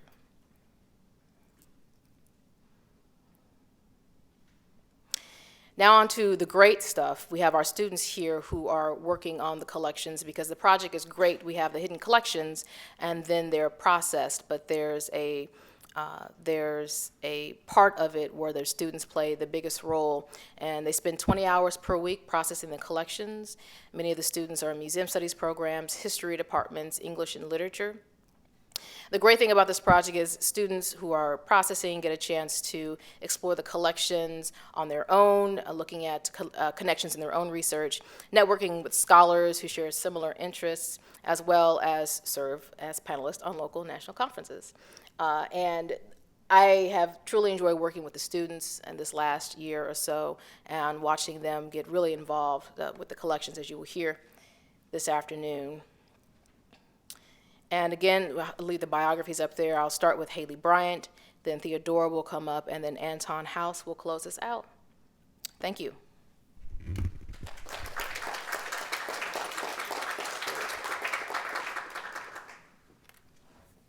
you switch it?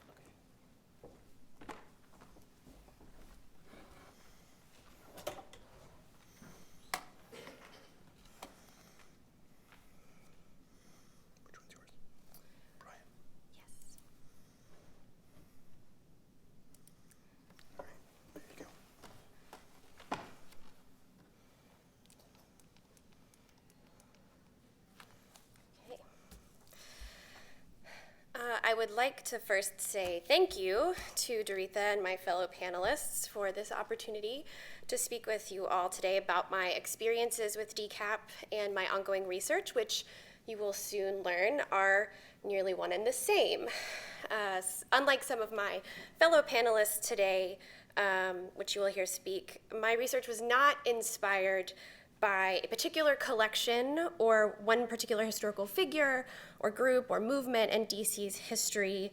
On the other hand, fascinated by of the project itself and the more product, less process technique, and how the categories history and truth are constructed and contested within systems of power by MPLP in practice at Howard University's Moreland Spingarn Research Center. My presentation today will include both quotes that I have gathered from individuals involved with the project in the course of my ethnographic research, as well as photos I have taken of interesting artifacts that I found in the course of processing. Before becoming part of the DC Africana Archives project and joining the team at Howard University, I had never visibly lost my cool with a supervisor. But there is a first time for everything. What could possibly have been the impetus for me, a part-time amateur processing assistant from a foreign university, to become visibly frustrated with my supervisor, an experienced, noted, and respected archivist? I was becoming upset over a hat. The hat in question was not physically before us, but depicted in a lone news clipping dated circa 1935, situated in a browned, crumbling folder simply labeled activist and former Howard English professor Arthur P. Davis. Due to the fact that I was only several weeks into my posting at Howard, I was leaning heavily on the processing manual written for and provided by DCAP when making decisions regarding sorting and labeling. The DCAP manual states that, quote, when possible, you will be transcribing existing folder titles into the container list. Only create new folder titles if you are foldering previously unlabeled material, end quote. I felt justified in simply transferring the label hat from one folder to the next. My supervisor, on the other hand, could not fathom how such a labeling decision would be remotely useful for researchers. It doesn't even include the publication, she said, and how will anyone even know why this hat was important to Arthur Davis? In the end, I maintained that I had to adhere to the guidelines provided by DCAP, and I retained the label hat on the new folder. Although, as a concession to my supervisor, I added the title of the publication from which the news clipping was taken and the word news clipping to the folder label. This early and slightly uncomfortable encounter led to continuous and multi-layered negotiations between the more complete processing methodologies traditionally employed at Moreland Spingarn and the minimal techniques that I was being asked to implement in the context of DCAP. I also begin to suspect that the processing of archival materials was not nearly as cut and dry as the processing manual portrayed it to be. Each collection, each box, and each folder becomes subject to its own evaluation in the context of both MPLP and Howard's procedural frameworks. I realized that if we had both become as distressed in that moment as we had, something of value must be at stake here. As an anthropologist, the friction that I perceived between the MPLP methodology and the more traditional processing techniques employed at Moreland Spingarn, coupled with the unease that I felt at being an outsider entering into a very structured and inclusive space, naturally compelled me to begin deconstructing and problematizing everything. I began by reading the 2005 article by Mark Green and Dennis Meisner to better understand the tenets of MPLP, which led me to the numerous and varied critical responses to that article. I wanted to achieve a fuller picture of where exactly these critiques were coming from, the tangible, practical ramifications of MPLP processing borne out by the processor on a day-to-day basis. Additionally, much of the discourse surrounding minimal processing and shifting modes of archival creation and maintenance invoked the categories history and truth. So I set out via a review of archival, anthropological, and philosophical literature to gain some understanding of the construction of these categories and archival practice across time. A number of theorists, such as Jacques Derrida, Michel Foucault, and contemporary scholars like Anne Stoller have established how history is endowed with the weight of truth via archival materials. Authors looking specifically at archival practice, such as Vern Harris and Wendy Duff, Annalise Riles, Matthew Hull, and Kirsten Weld, have illustrated how the archivist, in conjunction with other actors taking part in the archiving process, unavoidably plays a role in constructing the categories of history and truth. Through the course of the year that I have been processing materials at Moreland Spingarn, I have been able to observe the way that my fellow processors implement the MPLP technique, paying particular attention to the ways in which they talk about processing and archives. I also conducted a short set of semi-structured interviews with a number of generous individuals affiliated with both DCAP and Moreland Spingarn, to hear in their own words the perspectives on such things as the purpose of archives, the practice of history, and the utility of MPLP. I must also emphasize that my ability to be trained in MPLP and take part in the processing of materials has allowed me a deeper understanding of differential processing techniques and my overall research questions. Not to mention, I get to interact with some pretty cool and important stuff.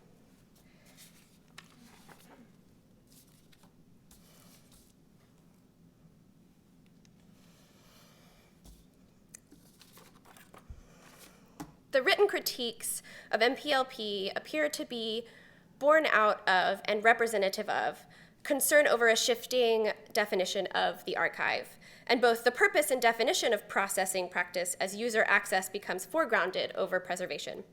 The friction I perceived within the processing space at Moreland Spingarn is partly the result of this clash of archival ideologies, an idea elaborated from anthropologist Ilana Gershon's media ideologies. Appropriate practice is informed directly by the processor's perceptions of the purpose of archives, as well as the bundled set of archival characteristics unique to each archival object.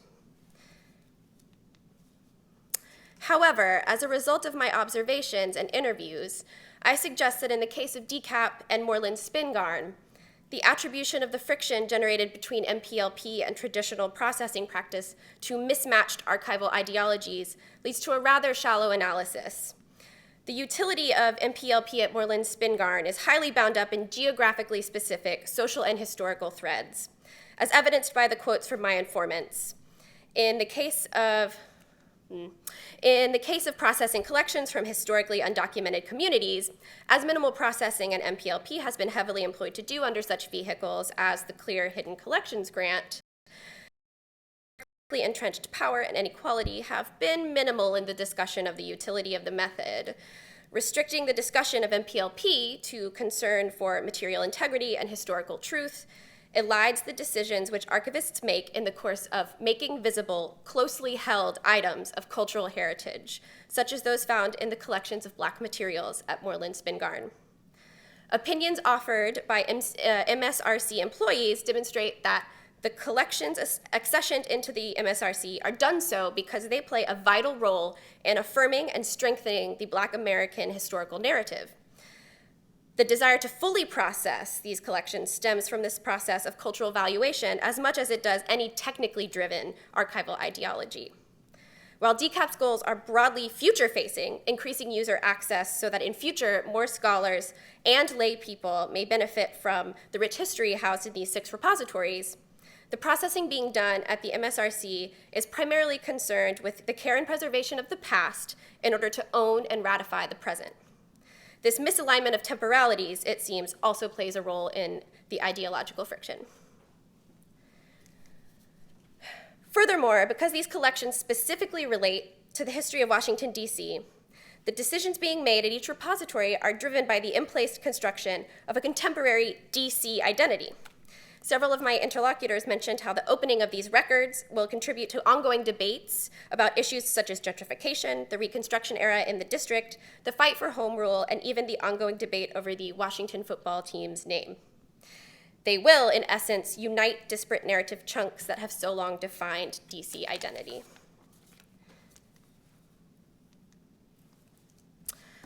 As you have seen and heard and will see and hear more of today, the work being done by DCAP is pretty incredible. The collections are fascinating and incredibly important, not only to DC, but national and in many cases, international histories. When talking to individuals working on the DCAP side of the project and the MSRC side of the project, goals, aspirations, and concerns regarding the project are virtually the same. Everyone seems to be in agreement that the value of making the history contained in these collections more visible to researchers and allowing more truthful and fuller narratives to emerge as a result is primary. What has become apparent, however, in the course of my research is that a more micro-level, socio-historically attuned critique of the ramifications of minimal processing is valuable moving forward.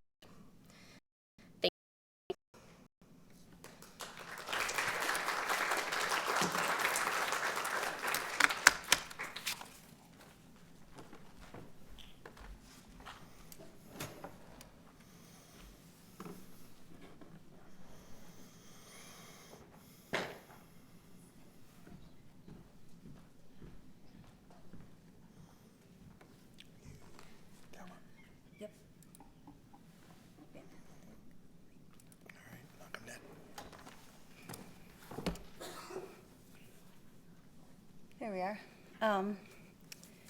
Great. I'd like to start also by acknowledging the project and thanking Doretha and everyone involved. It's great to be here and to sort of talk a little bit. And I have lots of pictures for you guys, and I'm going to time myself. So 1 second here. Okay. So I have the slightly generic title here, bodies of work, but I do mean it literally in the sense that my own work as Doretha, or I can't remember your name, introduced, does deal with bodies, but also sort of the materiality of boxes, papers, and the concept of cubic feet and like three-dimensional space and people are at stake here. And so my work and my dissertation is called, at this stage anyway, Sick Chick, Reproductive Flesh in American Modernity, and deals with violence and stigma and sort of silent or absent histories and where they can be heard or articulated or read. And so my work mainly resides in sort of literature and art and reading those sorts of texts, and in particular, sort of the material metaphorics and felt realities of the flesh. So then we get a little bit, very humanities here. And I deal primarily with women and African Americans as producers of texts and as characters in texts. And specifically, I deal a lot with questions of health, sickness, and mental health, and sort of texts in and of themselves that are registers of cultural violence. And so I'm trying to sort of speak to public issues of concern, like public and political as opposed to private and medicalized. So this will all sort of come together in a second. And just, so some fun pictures of something I'm working on that's not in the archive. This is a work of art that sort of figures a female body, but as this mass of flesh.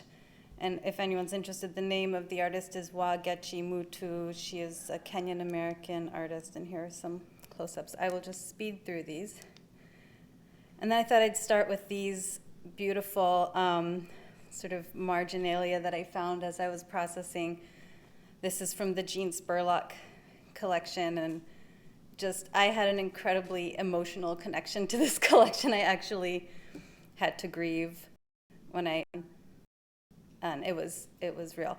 So anyway, urgent, there's sort of this archival urgency, and there is urgency in the work that we do, but then it's, sort of gives you pause to come upon this and be like, oh, this was urgent 30 years ago, right?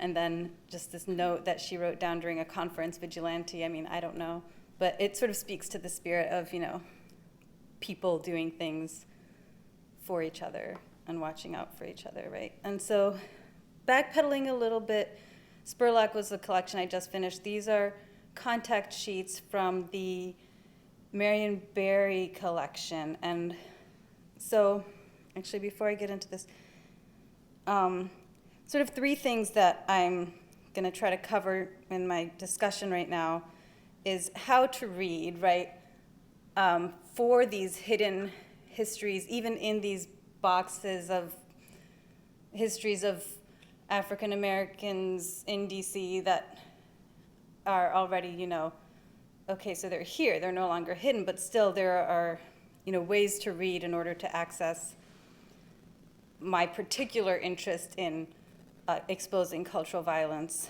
And so this really struck me, and so this is in the category of casual evidence. It was just a vast collection of contact sheets that we had. And then when I get to Jean Spurlock, who is a psychiatrist, we're going to talk about life work, and then briefly touching on Elsie Brown Smith, who is the sister of Sterling Brown.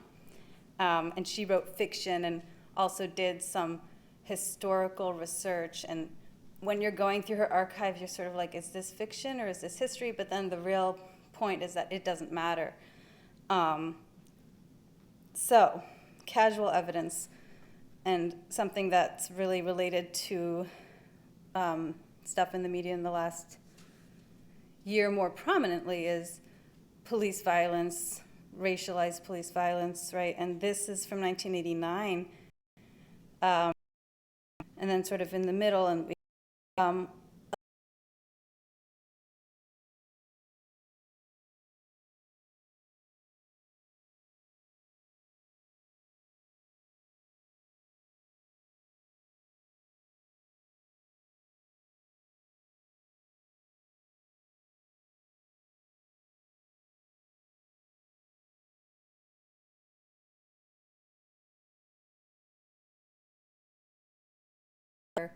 attention to detail and language. So this letter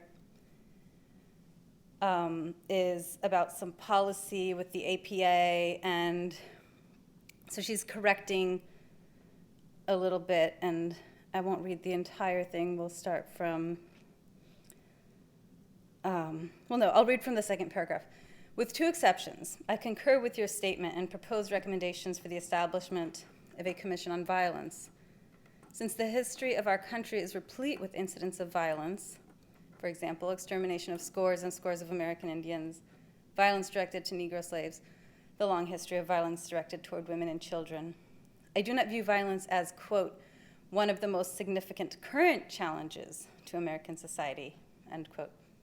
I recommend changing the first sentence in the second paragraph of issue problem to read as follows.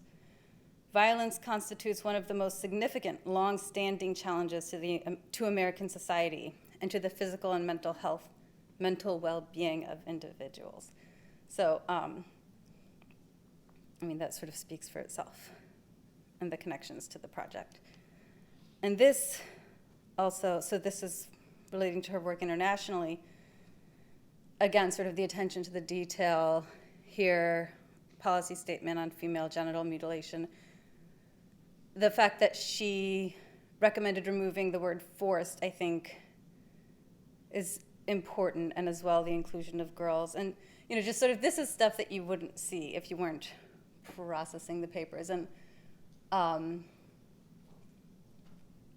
we don't have to get into the literary analysis of why forced is unnecessary here, but we can talk about it in the Q&A.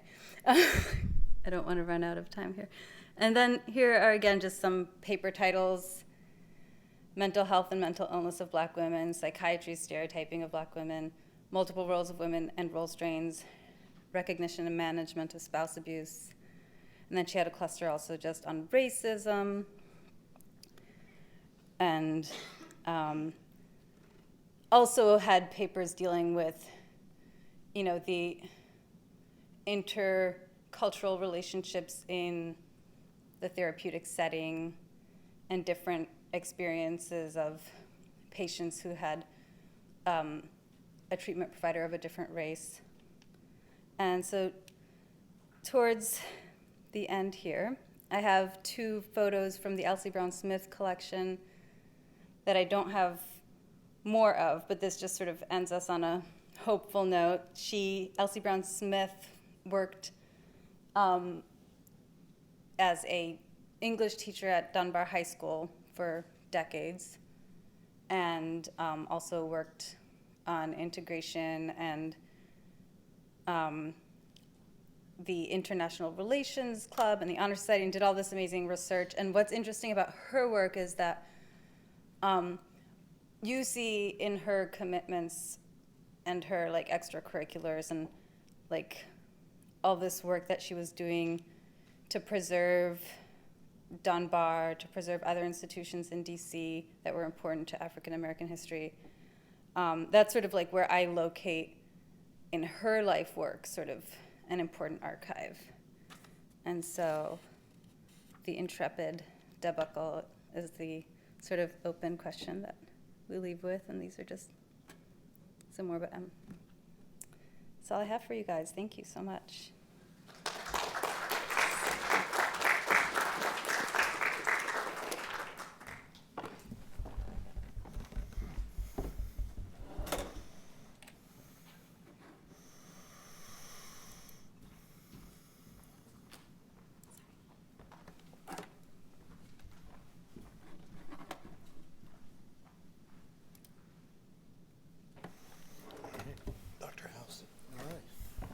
Good afternoon, everyone. One of the things I like to do whenever I do a discussion is to try to get a growing consensus in response to individuals who may be familiar with my research. So by a show of hands, is anyone here familiar with the Grand United Order of True Reformers or the United Order of True Reformers? Okay, 2 hands. All right, street, there's a reformer building that was erected in 1903, I believe July 25th, of the Grand United Order of True Reformers, which was a black benevolent society that evolved into an economic corporation. And when thinking about DC back then, when the government moved down here, we're looking at a wilderness between 2 slave states where African Americans had to leave or else face re-enslavement. So when we look at or think about the black community, we're thinking about a burgeoning community taking place in the wilderness as a new federal capital is being placed upon the people who's already inhabiting this space. When individuals think of H. Naylor Fitzhugh during the period of not only deindustrialization in the 1970s and the 80s, as well as affirmative action and also the notion of capitalism, the businessman. When you see the term the socially responsible businessman, some might say that this is a misnomer. However, when I look at Reverend William Washington Brown and H. Naylor Fitzhugh, I began to see 2 individuals who share common ideals as well as responsibilities for community development. One of the things that I found to be most important was H. Naylor Fitzhugh's family tree. As we know, the transatlantic slave trade, the forced migration of Africans to the United States have left a question mark over the culture as well as the kinfolks of African Americans. However, H. Naylor Fitzhugh, he was able to trace his grandmother to 1855. Her name is Adeline Fitzhugh Carter. So this becomes an important piece to understanding Fitzhugh's character. In this other corner is a discussion that he has in 1984 with a relative who is 101. So the document, not only is it a piece of family history, but it also gives you an understanding of his mentality. H. Naylor Fitzhugh, his birthday is tomorrow, so this seems timely, but he was born in 1909. His father was a clerical worker. It doesn't say what his profession was, but he was either working for the government or he was a minister. I believe he may have been a minister based upon the work that African Americans were doing at the turn of the 20th century, and his mother was a housekeeper. H. Naylor Fitzhugh, to coincide with my colleague Theodore, he attended Dunbar High School. This plays an important role not only in his outlook, but how he is prepared to become an individual in business as well as his integrity when it's time for him to do his community responsibility. He went to Harvard, and he was also a professor at Howard University, returning back to the district after he was able to achieve progress. He worked for Pepsi, and he's also credited with creating target marketing. So when we look at Fitzhugh's life, one of the things that stands out is when he graduated from Dunbar in 1926, his grandmother died in 1923.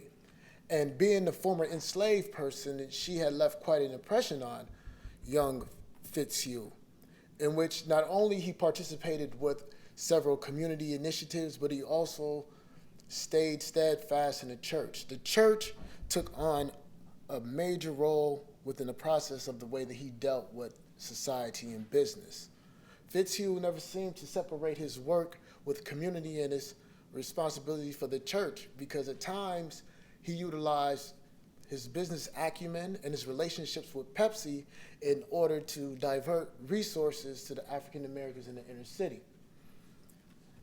The New Negro Alliance was an organization at the during the New Negro movement during the 1930s, in which individuals practiced civil disobedience.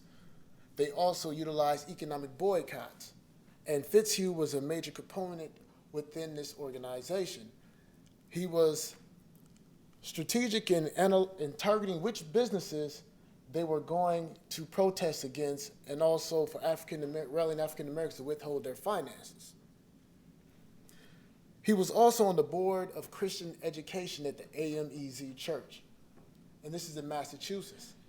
While at Dunbar, one of his professors who wanted to make sure that he was properly trained to go to Harvard told him, when you get to Massachusetts, there's going to be several invitations from the black elite communities for you to come and join. Whatever you do, do not participate in these endeavors. Stay steadfast. Pay attention to your work. You have responsibility. So Fitzhugh says that for 2 years, people didn't know that he existed or he was at Howard outside of those who made a disturbance because he was an African American at Harvard University at the time. After graduated from Harvard, he returned to DC.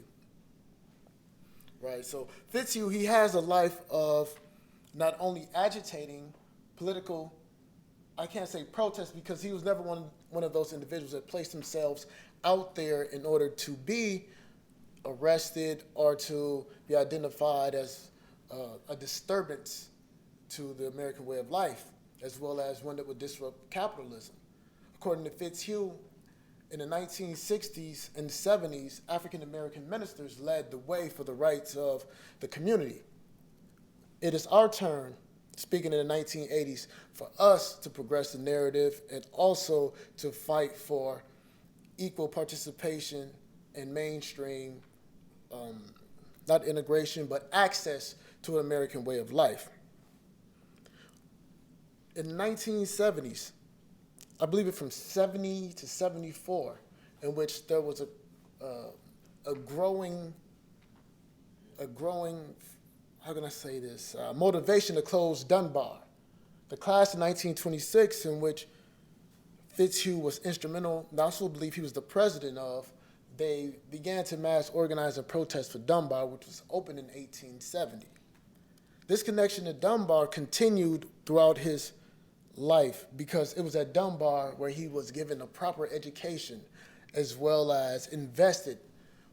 One of the things that I found important within the research was how Dunbar framed the role of the individual being a commodity of the community, or property of the community. And as my colleague said, a lot of individuals who once went to Dunbar came back and taught at Dunbar. So Fitzhugh made sure that Dunbar would have a scholarship program that would try to make sure that African Americans had access to many programs, as well as the pool. During the 70s, the African Americans, they didn't have a pool at Dunbar. So Fitzhugh, he took this personally. And when it was time and the civil rights movement failed to operate and give African Americans the access that they needed to the mainstream society, he made sure that he identified several key business individuals in the community to donate and give back. He was an avid writer, prolific writer, in fact. He had a continuing column in the Emphasis magazine. It's a defunct magazine now, but it dealt with African American in marketing. So Fitzhugh always wrote, and that's one of the things that we found within this process. He has several articles. Some of them, they're in the 60s. He first writes them in the 60s, and by the 70s, so much have taken place that he goes back and he critiques and gives them a modern context and a lens of interpretation for future generations. In closing, one of the most important things that I found with Fitzhugh was how he looked at class and race. So he's in the 1980s, and there's this notion of the black middle class or the black elite.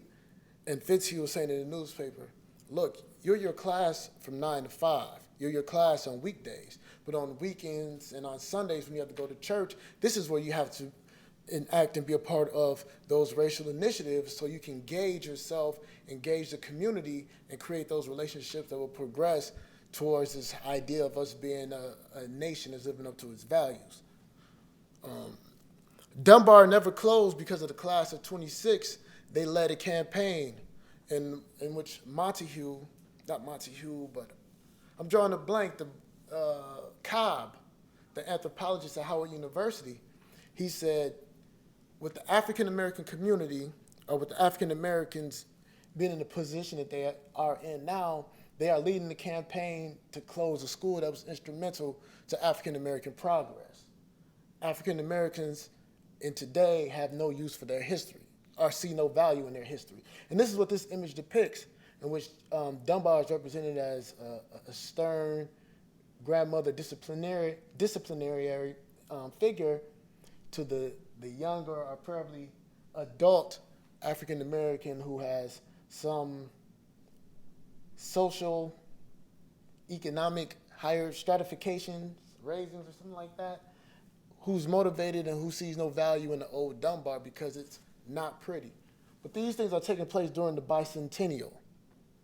So if there's any questions, let me know. Thank you.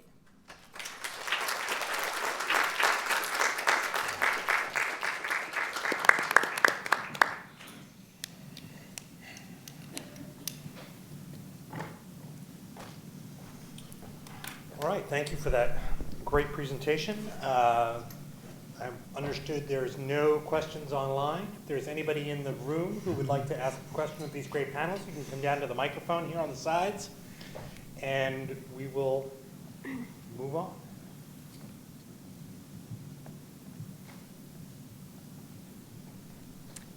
Hello. Thank you for your wonderful presentations. Thank you especially, Haley, for your bird's eye view on MPLP. That was really, truly fascinating. And I have one very specific question and a more general question. One is, you mentioned the Walter Washington papers, and I'm just out of curiosity when they will be open for research. And my other question is, I work as an archivist for the National Equal Justice Library and at Georgetown Law Library. And of course, we also have a few collections that would be, relevant for the DC Africana archives project. And I was wondering how you were planning to incorporate regional and national collections that would also be relevant for the portal into the collections later, or if there's going to be a possibility to, feed into the archives portal.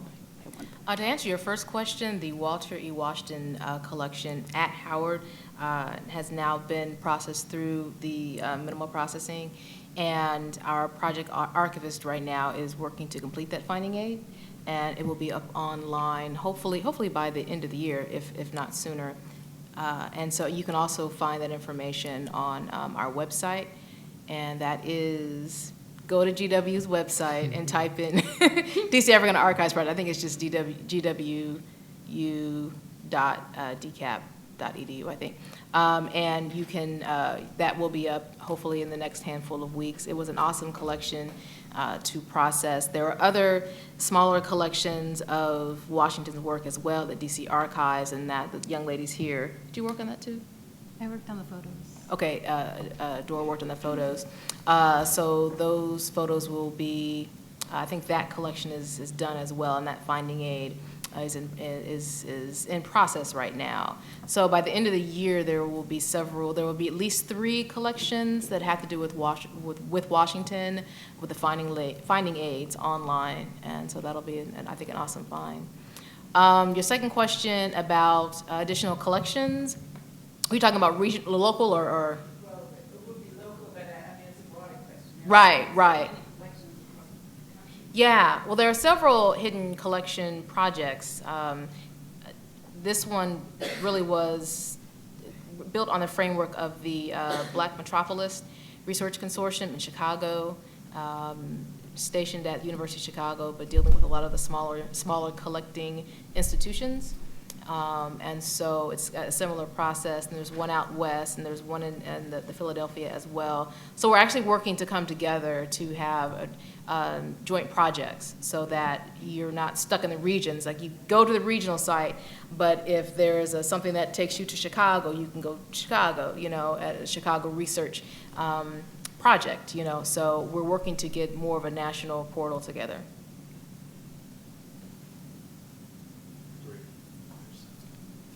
Oh, thank you. What is it? Yeah. Library.gd. Yeah. The DCAP website is library.gwu.edu/DCAP. And there's a ton. Okay, as an archivist, first of all, I came in 10 minutes late, so if you guys covered this, I do apologize. If you were writing a report to CLEAR right now, what would you say? How many linear feet have you processed? How many collections? How many finding aids? How many hours per foot? All of the kind of MPLP questions Right. that is the head of a collections processing, those are the things I'm interested in. Yeah, well, over, I think, well, actually, you can probably click online right there. I think they're about, click finding aids, A to Z. I think there may be about 15 up there online right now. Oh, they should be actually up there. They should be up there. What about by institution? By institution, yeah, there we go. No. It's not a- Yeah. Yeah. So we started when you all started processing in, I think, January, was it this year? January this year. So we're coming into the close of the first year, and we've done, I think about 30 to 40 of the collections. We have 105 that have been approved. We broke, 100 this last fall, as far as actually finding, actually going through and indicating which collections we would process throughout the consortium. So we will complete the spring of 2017 is when we will need to be done. All the processing will be done December 2016. And then we do our report for CLEAR.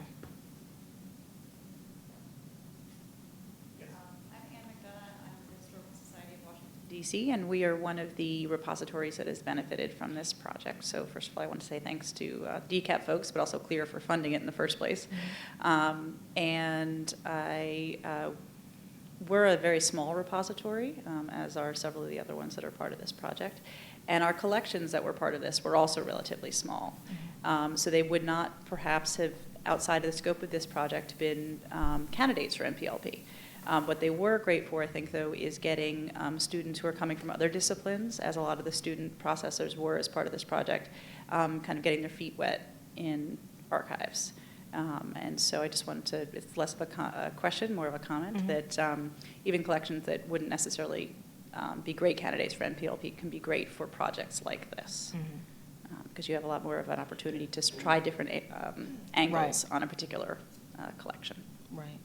I think the great thing about the consortium part of this is we have the institutions with smaller collections, then we have Howard that really holds down the bulk of the unprocessed at about 60 of those collections. Of the 105 actually come from Howard. But you actually have collections that speak to each other. So we have the historical collections that you can find at Howard, whether it's Fitzhugh, whether it's Dr. Spurlock, and then we go over to DC Archives, Bill Branch is there, Ali is up there. That you can actually go look at the demographics and the logistics and the building of the city to kind of bring together this narrative of the building of the city and then this historical narrative. And then you can go to the Archives Center and find those collections that have to deal with the culture and the music scene. We have a lot of music collections coming out of the Archives Center, the Duke Ellington collection's there, the One Radio collection is there that we've processed, as well as the Scurlock collection as well. So we have these different institutions with different types of collections, but also the collections are still speaking to one another throughout the consortium. All right, any other additional questions for our panelists? All right, well, thank you. Let's give them another big round of applause. Nice job. So this break period will be the last opportunity for you to visit with our colleagues out in the hall. I encourage you all to go and do that. I also encourage people to, you have some time before our 2:30, the next session at 2:30, as the Archivist of the United States implored all of you, go upstairs, take a tour through the rotunda. Be sure to stop into the shop, spend some money. But again, thank you very much, and we will see you all back here at 2:30 for our final session of the day.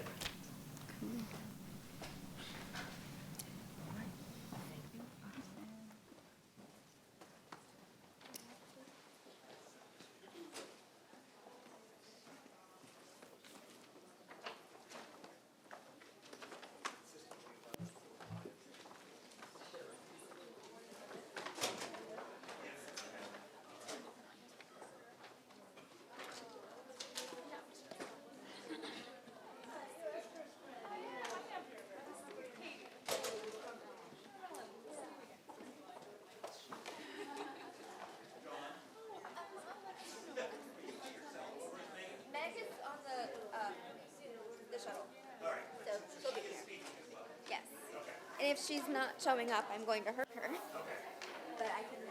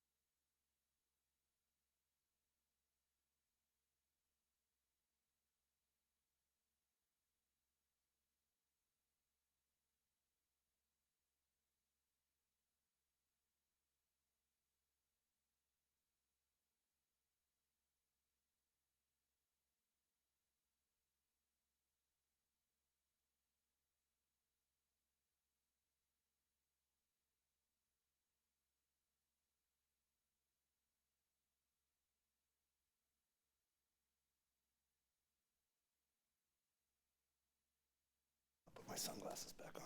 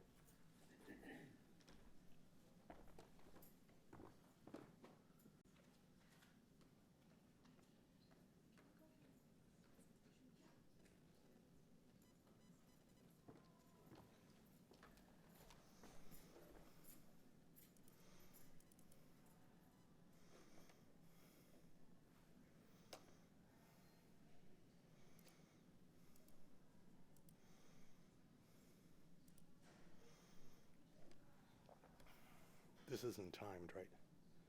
Is this timed? Okay, it's manual. Okay.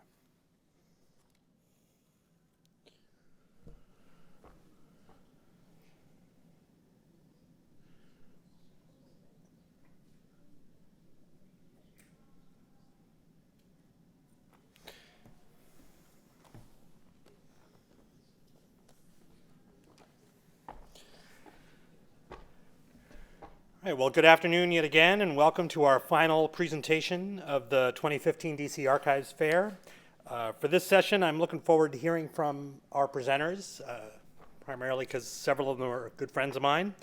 They're going to let us know about some great things that are happening in the DC area. First up is Jerry Simmons, who's going to tell us all about SNAC, and you can find out more about SNAC once he gets going, the Social Network and Archival Context.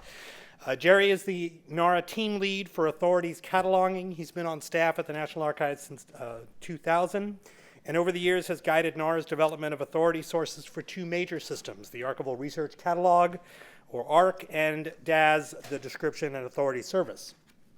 He's NARA's liaison to the Library of Congress for contribution of authority data to NACO, the Name Authority Cooperative, and SACO, the Subject Authority Cooperative. He's also an adjunct faculty member in the Department of Library and Information Science at the Catholic University of America. For the past 4 years, Jerry has served on the SNAC Advisory Committee and more recently has taken the role of SNAC Governance and Training Lead. So please join me in welcoming Jerry Simmons.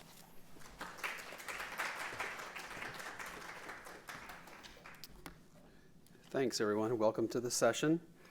I am here representing the Social Network and Archival Context International Cooperative Program, which we affectionately call SNAC. The project update will provide an overview of the project's development and our current and future efforts to launch the cooperative program. I, again, am Jerry Simmons, and I'm the lead authorities cataloger at the National Archives and Records Administration and the governance director for SNAC. My colleague, Amanda Ross, who is here in the audience with us, and I will go ahead and give her the shout out for the brain power behind the graphic presentation.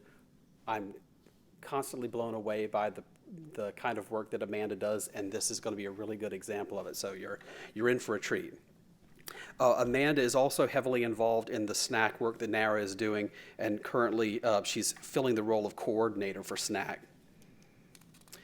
Today, and any day really, you are invited to follow and tweet us at SNAC Cooperative on Twitter. We're using the hashtags Archives Fair, of course, and our favorite hashtag SNAC Attack. We also invite you to visit our research portal, which you can find at snaccooperative.org. The human record is shaped by certain truths. People are social. Oh, pardon me. We form families, clans, tribes. We create clubs, social circles. We join businesses and unions, governments and protest movements. And people are mobile. Some journeys are elective.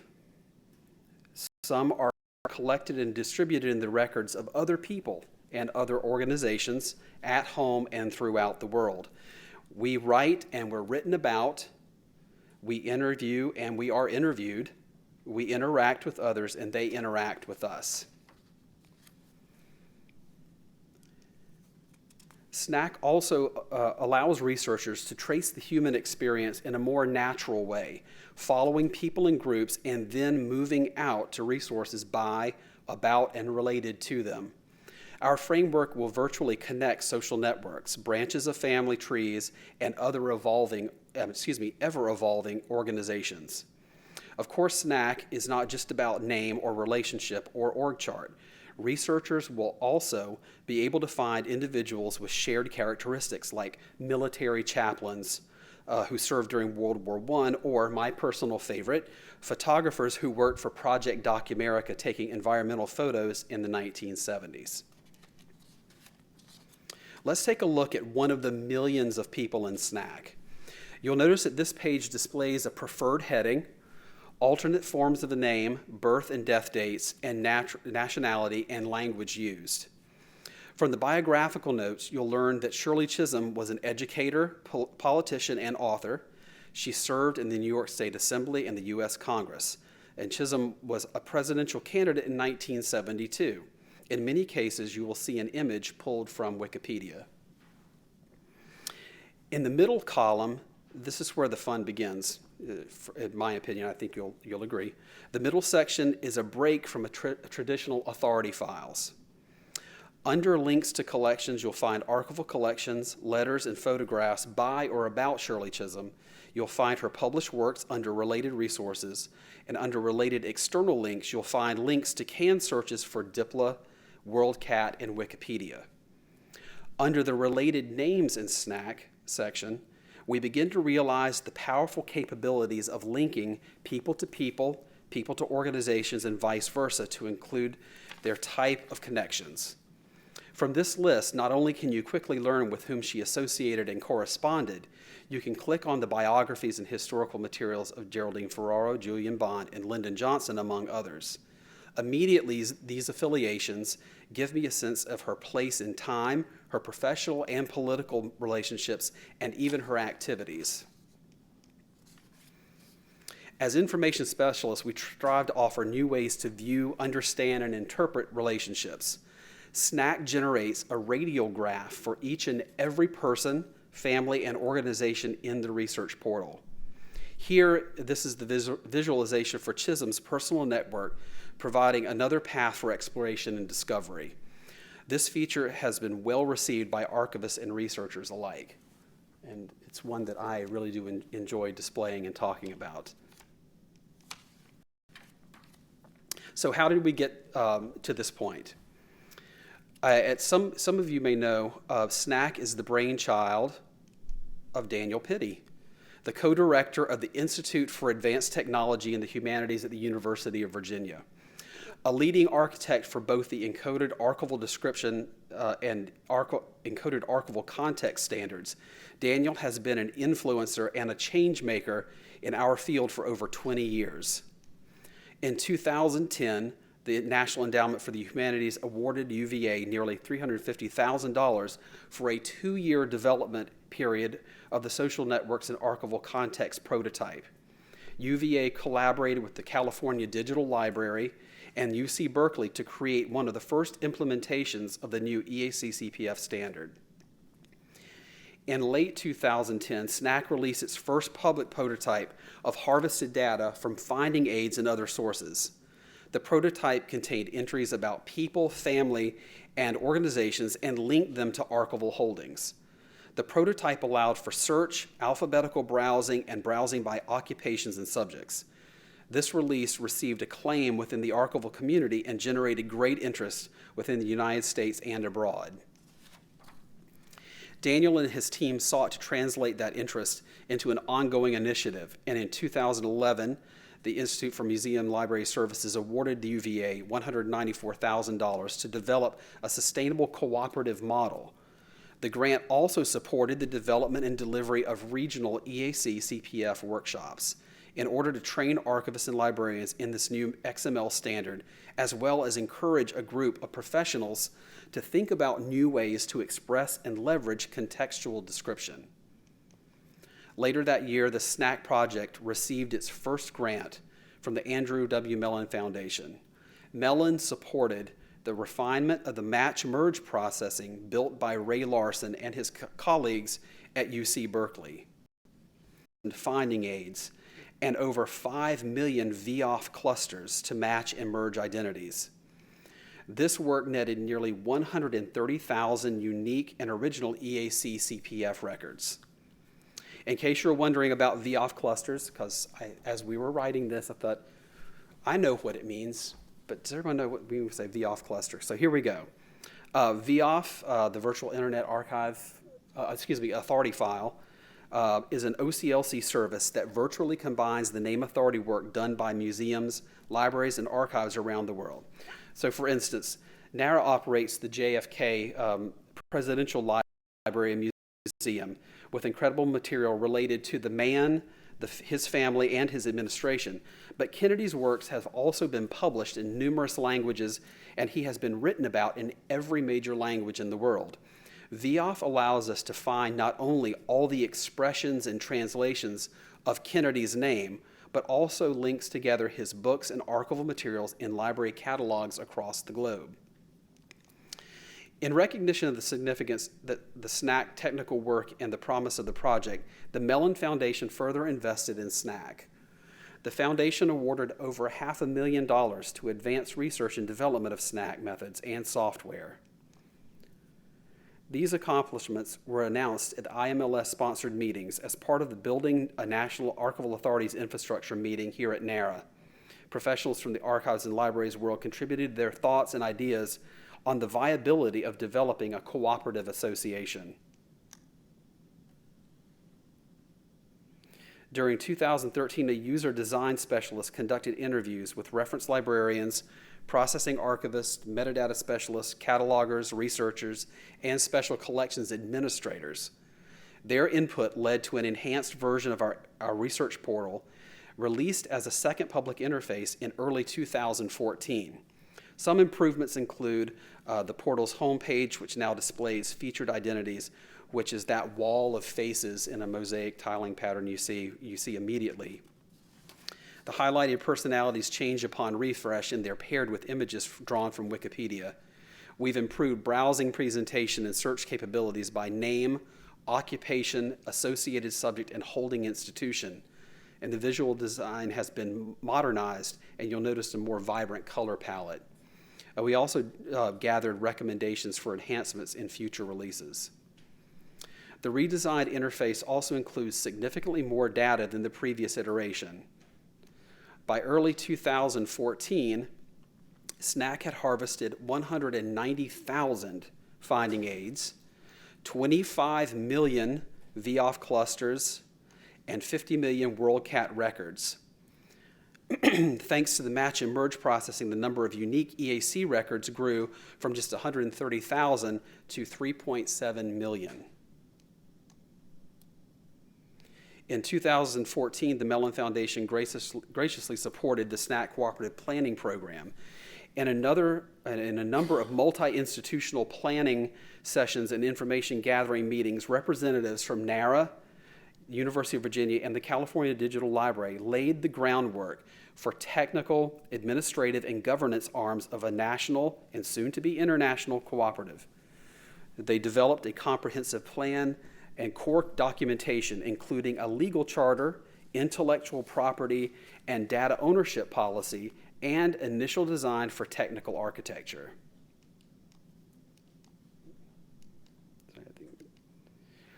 For their work in computational techniques, matching, emerging, and public interface development, the SNAC teams at UVA, CDL, and UC Berkeley received the CFW Coker Award from the Society of American Archivists this past August in Cleveland for 2015's annual meeting.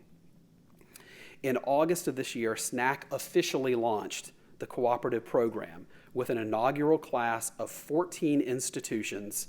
This 2-year pilot phase is generously funded by a $1 million grant from the Mellon Foundation to the University of Virginia. Our mandate is to establish a sustainable infrastructure for the 3 functional pillars of SNAC: technical, administrative, and governance infrastructure. The cooperative is guided by 3 partners: the California Digital Library, the United States National Archives and Records Administration, and the University of Virginia. National Archives will serve as the secretariat while UVA's team collaborates with CDL on the technical platform for SNAC. Pilot participants were carefully selected to reflect the American archival landscape.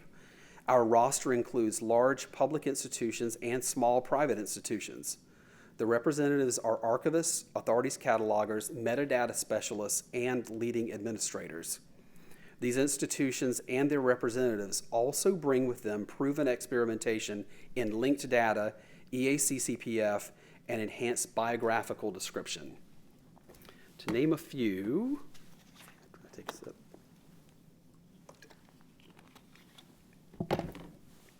So to name a few, the University of Miami has successfully launched the RAMP editor, and RAMP, which stands for Remixing Archival Metadata Project, is a browser-based tool that can generate enhanced authority records for people in archival collections. Through RAMP, registered users contribute the content of those records to Wikipedia. Miami successfully encouraged a collaborative effort between curators, programmers, and cataloging and metadata librarians. The archivists at the American Institute of Physics have converted their array of contemporary American physicists to EACCPF, and they are working to update the entries and create new content. The array contains information on over 800 physicists and associated scientists who worked in the United States between 1945 and the present. This information is interlinked so that users can explore how different scientists were connected through different labs and universities and by the intellectual content of their work. Harvard and Yale have experimented with EACCPF standard in their joint project called Connecting the Dots. The project focused on lexicographer Samuel Johnson and his circle of fellow writers, artists, political thinkers, and friends. As part of their work, the Harvard and Yale teams developed a relationship vocabulary to represent granular and varied connections between members of Johnson's circle. For the past 3 years, the American Museum of Natural History has created EACCPF records for over 700 scientific expeditions and over 2,400 people associated with those expeditions. Of these, nearly 100 are described in rich detail. Now, I personally am particularly interested in their work at Natural History because I've been researching the names of about 150 polar explorers for whom we have their personal papers collections here at the National Archives. One of those explorers, Junius Byrd, was a member of the Baffin Island expedition in 1927 as a representative of the American Natural History Museum in New York City. SNAC will allow us to separate but also build and augment data and metadata around Junius Byrd and his cohort that we couldn't do alone. This is just one example of the many opportunities ahead in this pilot phase of the cooperative program. Building on the expertise of these 14 institutions, we will collaborate with SNAC technical team to develop an intuitive and robust editing interface and we will construct the technical backend to support powerful and interconnected identity description and a tremendous amount of flexibility in workflow. The pilot participants will also work with the governance team to analyze and document content guidelines. Our goal is to be diverse, inclusive, and open to a full spectrum of participant involvement, from basic authority work to innovative digital humanities enrichment. SNAC will offer deep content and far-reaching scope. To support these initiatives, the cooperative will use the pilot phase to fully sketch out the administrative and governance framework during the grant period. We're discussing the future membership structures, steering committee composition, and mandate for advisory committees. The first of our 4 pilot participant meetings comes in early December. Throughout the next 2 years, though, we will also want your input. To offer comments and vote on feature ideas, please go to the SNAC website at snaccooperative.org, and in the lower right-hand corner, you will see the question mark icon. You see it there on the screen. Click on the icon and it will bring you to the user voice pop-up. You can either send us a message by typing in the white box or find the help us decide what to add next and click to vote on already submitted ideas to post your own suggestions. You can email us at snac@nara.gov, and we're also on Twitter and Facebook as SNAC Cooperative. Thank you for your time and attention, and we'll take a moment for questions after the other speakers have had their turn. Thank you. Oh, you're going to do it now? Okay.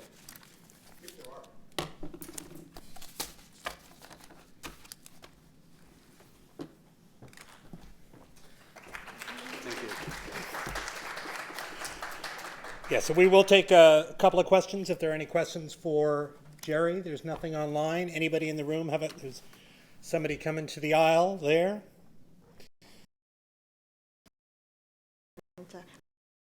Many times, so each time you give me new things. Thank you. I have a question about this relation. I understand that it's used as an access point. It's excellent. How this connect to the archival description in the contextual description for each collection? What's that relationship? Say which relationship again? It's the record, this authority record, and you mean you have some description in general, right? And then how about individual collection? They also have their own contextual description, right? You mean the EAD finding? Yeah, EAD or any type of finding aids. In the related collections section of the SNAC right.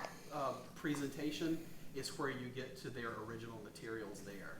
Right. So that means each individual have their own kind of, say, administrative history or personal and biographic description. They won't be repeated with the same, it's related, or I'm trying to, my student asked me this question, that's why Correct. I tried and to. I'll also look to, sorry about that. Amanda, would you like to field it? Denise, can you? Thank you. That's actually a question that our membership will be investigating. We have people who want to use linked data and pull down directly through an API so that they're always synchronizing with the sort of SNAC authoritative biography, and we're having multilingual description. So you'll also be able to pull down like a Spanish language one, for instance. And then we'll have other users that for whatever reason want to maintain a local version that they control. And one thing that we're pretty committed to is a spectrum of participation. And those are some of the findings that will come out of this 2-year process of the different ways people can engage and sync their data or push up or push down through an API, for instance.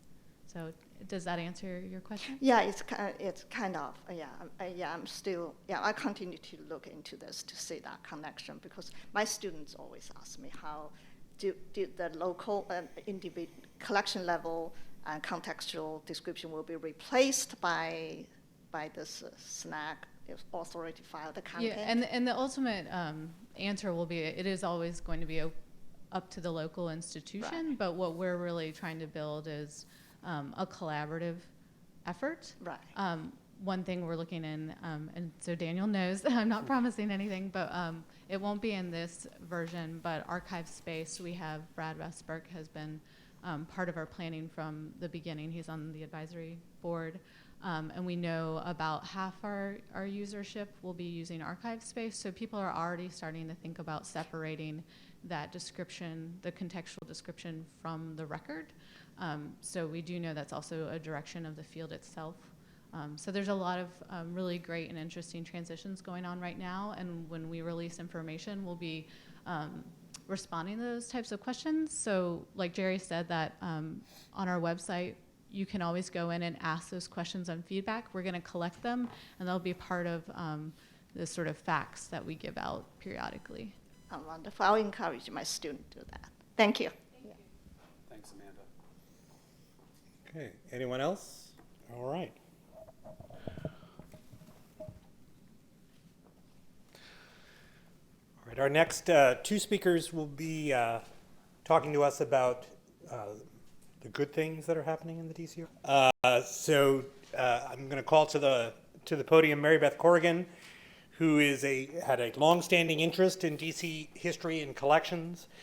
She's been a consultant for PNC Bank and helped arrange the donation of the Riggs Bank Historical Collection to GW.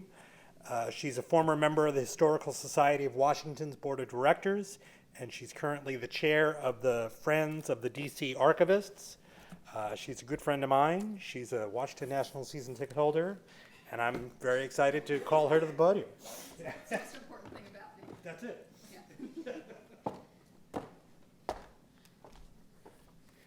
Okay, hi everybody. What I thought I'd do is just talk a little bit about how FDCA came to be and what some of our activities have been. So, you know, as an example of an advocacy organization, and also as a way of introducing you into some of the issues and problems that we're confronting.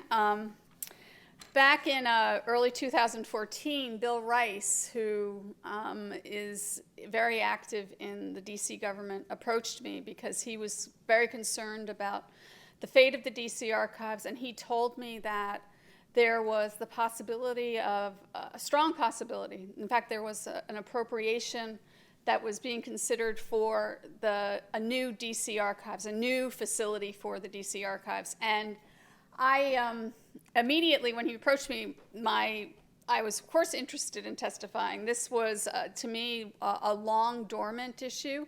And for those of us who are familiar with the local history community, it's really been a tragedy that the city's records have been stored at 1300 Naylor Court, which was established as a carriage house and was in disrepair. And so immediately I was interested.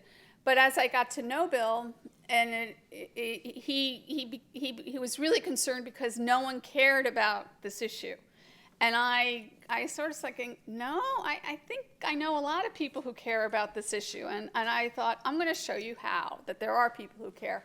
So I helped to organize a meeting, mostly of local archivists and heads of repositories, a couple of historians, and we basically discussed what we could do. And it was at that meeting, at the encouragement of the archivist Bill Branch and the former Public Records Administrator Clarence Davis, that we decided to form the Friends of the DC Archives.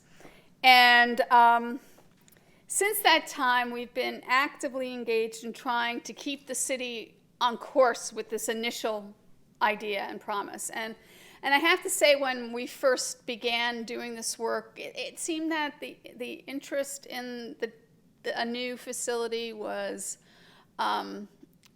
perhaps spotty, that there wasn't any real clear focus upon it. The Secretary of the District of Columbia, who at that time under the Gray administration was Cynthia Brock Smith, was clear services, which is, they certainly knew about it, and it didn't seem like there was the central message. And I should say, parenthetically, I didn't mean to plug here about our website. But much of this information is on our website, friendsofdcarchives.org. And, it's really clear that there was a lack of coordination among, agency heads. The knowledge about public records management law did not seem to be well applied. And so part of our message had to be that the city needed to become much more proactive in maintaining its scheduled records and two, to get the participation of the whole city as much as possible. But in the meantime, also, we've been also saying that the facility, needed repair. We're not really clear as to how long it will take for a new facility to be built, but we do know that in the meantime, repairs are necessary. And I'd have to say, after a period of what I would consider to be inertia, maybe discouraging developments at times, things are beginning to progress. The administration earlier this year, signaling its commitment to a project, held a community meeting to engage stakeholders. It was for the DC Archives to the administration. Last May, the City Council appropriated $40 million towards the construction of a new facility.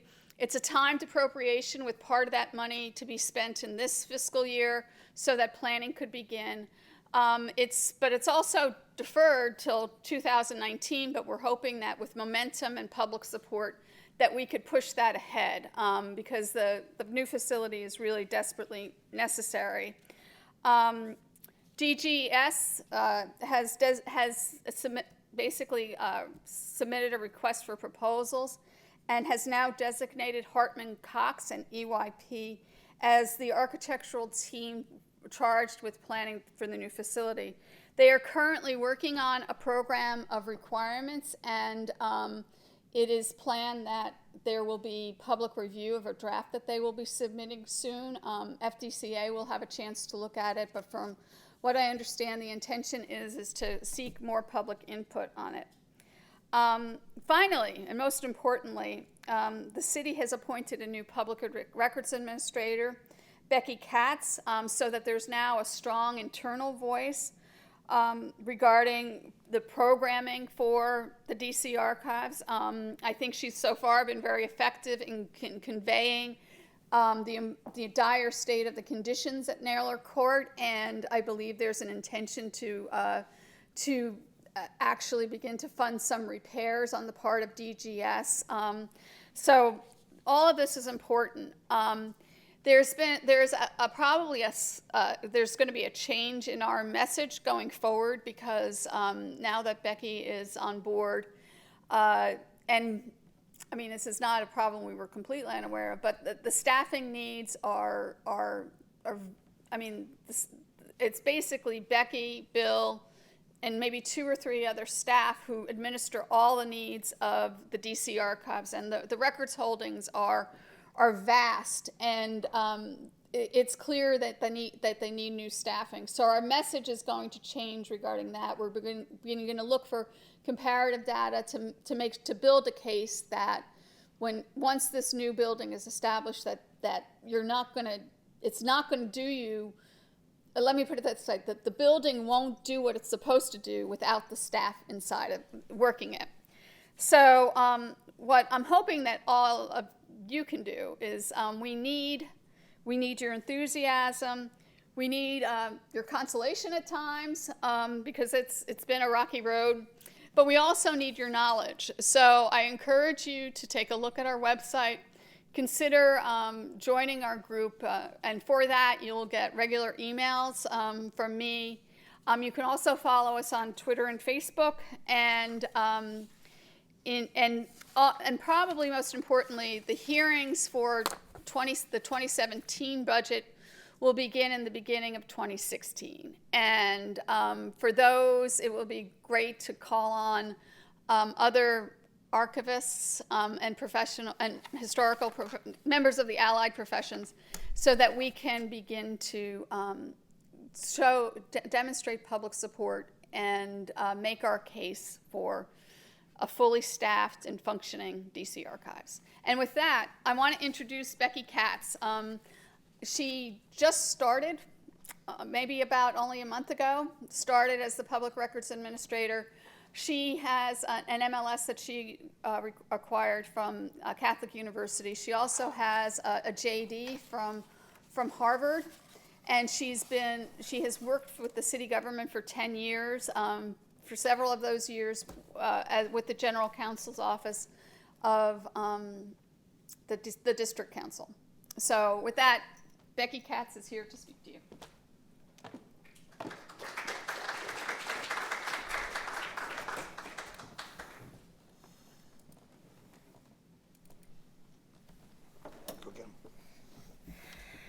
Hi, everyone.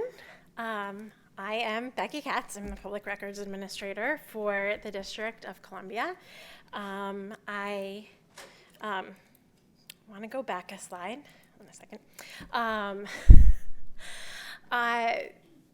Mary Beth said a lot about the Office of Public Records, the DC Archives, and it was sort of pessimistic, maybe, until the end, which I think is legitimate. But as she said, I started a month ago, and I'm really excited to be making a fresh start. So to begin with, a fresh face, that's me. I don't have cards yet, business cards, because, again, it's only been a month. But my email address is up there, rebecca.katz@dc.gov, and I would love to hear any suggestions, any commendations, any critiques, any offers of assistance. Send them my way.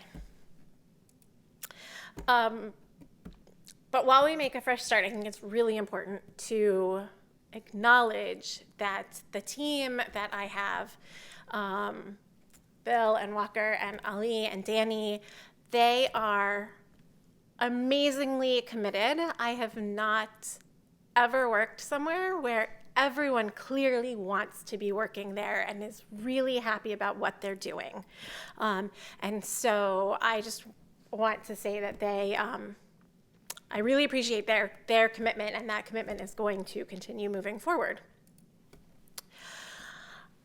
We are working on getting a fresh facility. Like Mary Beth said, timing is a question. This picture is our current location.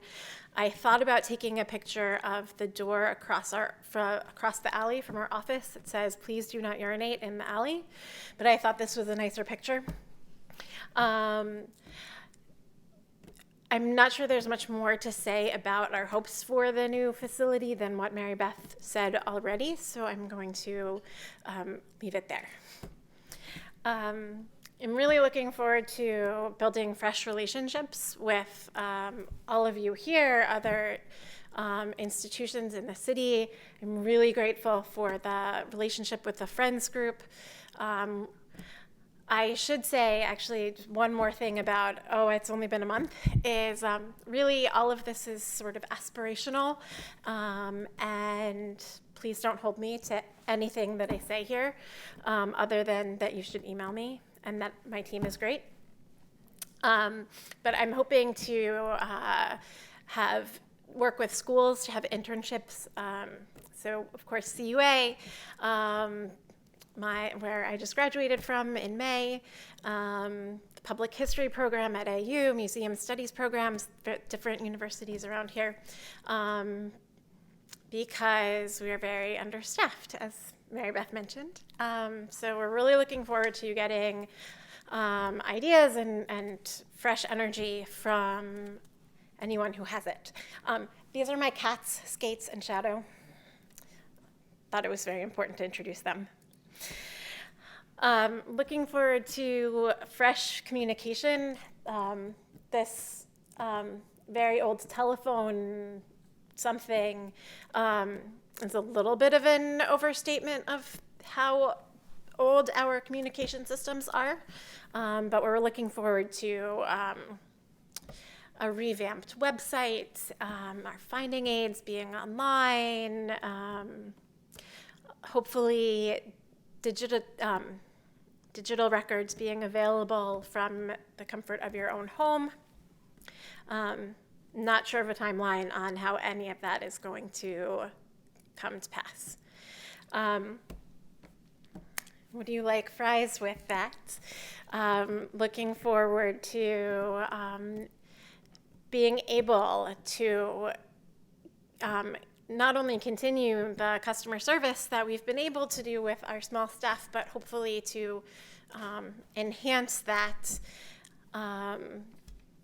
I have a dream of expanded walk-in hours. Right now they're very limited, and we apologize, but again, there's only 5 of us. But I'm really hoping that we'll be able to expand that in the medium term.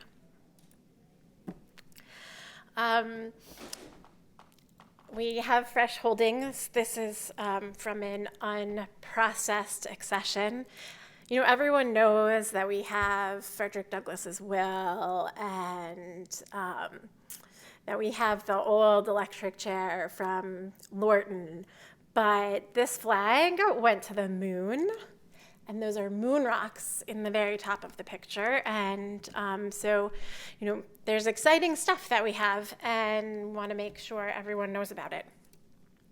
And with that, I will flee from your questions.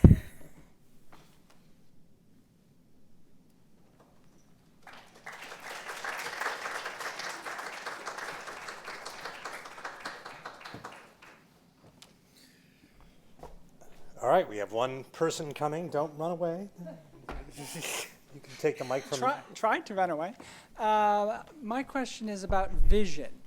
Is there a vision statement for the DC Archives?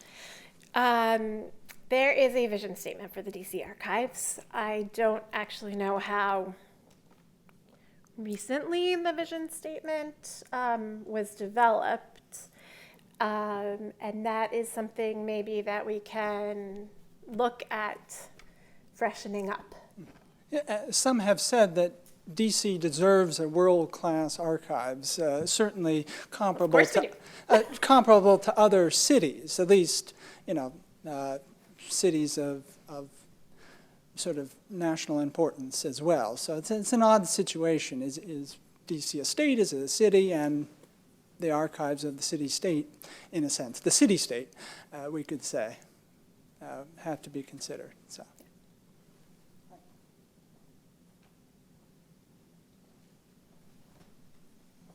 Anyone else? All right, she's getting off easy. She's only been on job a month. We'll give her a break. All right, finally, we are going to hear from 2 of my NARA colleagues, Dawn Sherman-Fells and Megan Ryan-Guthorn, who will discuss the progress being made with the collection match, a great concept that I'm happy to have been a part of sort of from the outset. Dawn is currently the Deputy Chief for Evaluation and Special Projects in the Declassification Division of the National Archives. And Megan is now a team lead in the Textual Accessioning Unit at the National Archives at College Park. And I am very excited to hear what it is that they have to say. So I'm going to let them come up here, and we're going to get rolling.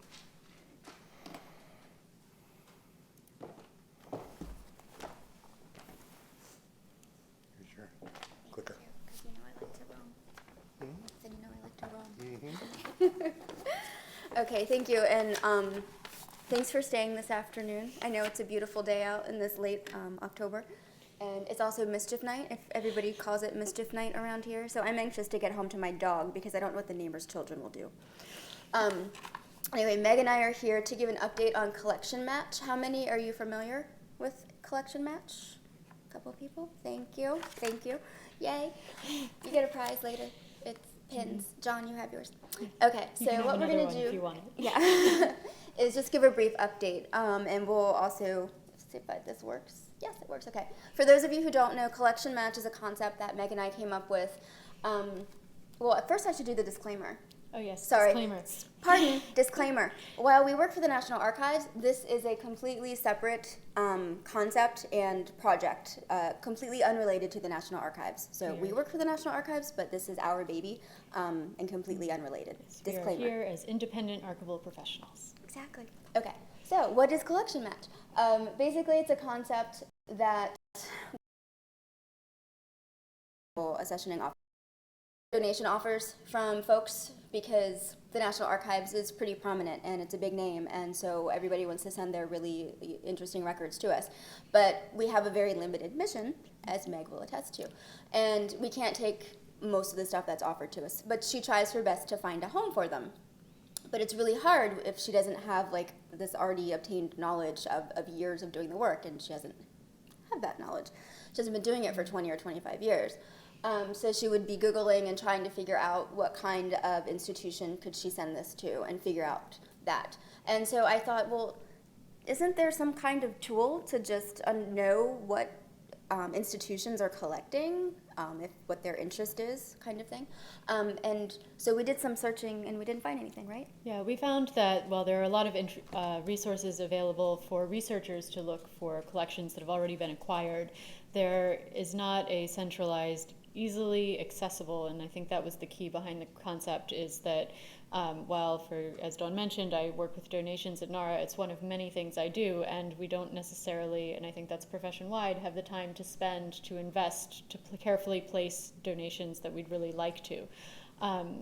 And there's a difference between what an institution has collected in the past and what they're actively interested in collecting now. Just because you have an extensive collection on World War II journals, for example, doesn't mean that you're interested anymore. In fact, that might very well be the reason why you're not interested in more, because you feel like your collection has met the criteria that your institution laid out and your resources are better spent elsewhere. So we looked into the option of creating or trying to create a tool that could be used to take information that was already out there, information that institutions maintained possibly internally, and make it available internal to the profession and the allied fields quickly. Quickly is the key, I think, behind all of this. It's not that any of the information we're looking for can't be found after a significant amount of Googling and calling and contacting people. It's that a significant amount of Googling and calling and contacting people takes time that might not be available to somebody who's wearing multiple hats. So, hence we came up with collection match, which would basically mean institutions, historical societies, small museums, and things like that could put in basically a profile, who they are, who should be contacted, what they're currently collecting. And when Meg gets that item that doesn't really belong at the National Archives, but still is really cool and should be made available to the public, because it is really interesting and it tells a story, she could kind of quickly search through that tool and find that the Lewis Historical Society, tiny little historical society in Delaware, is actually collecting and interested in that information, and she can call Mike DiPaolo and say, hey, are you interested in this? And kind of get that discussion started. So that's the concept that we're talking about. We pitched this idea to a few people at the National Archives who were involved with MARAC. John LeGlock is one of them. And he immediately thought, hey, this is kind of cool. So we also spoke with Sharmila Bhatia about it, who was organizing the Rochester program, and she asked if we would consider doing a roundtable talk. So we did that, and it was overwhelmingly successful. We thought we might get 3 people, and the room was full, so we were excited about that. So we've had a couple of successful presentations with MARAC and also with last year's Archives Fair. We did that. We also were published in the Mid-Atlantic Archivist, so kind of a feature about what the tool idea was and, hey, do you think this is cool? We've done a survey to kind of get a sense of, would this be useful to folks in the field? And we had really good responses to that. With all of that, we've received an endorsement from the RAC, which John is a member of, and we'll talk about that in a moment. And additionally, we are kind of in discussion about a potential pilot with the Central New York Library Resource Council and possibly its partner organizations across the state. So, what is the RAC? How many are familiar with the RAC? Okay. John, you'll be happy, that was about half. Okay. So it's the Regional Archival Association Consortium, and there's kind of a list of what it does, but basically it's kind of under the umbrella of SAA, and it's made up of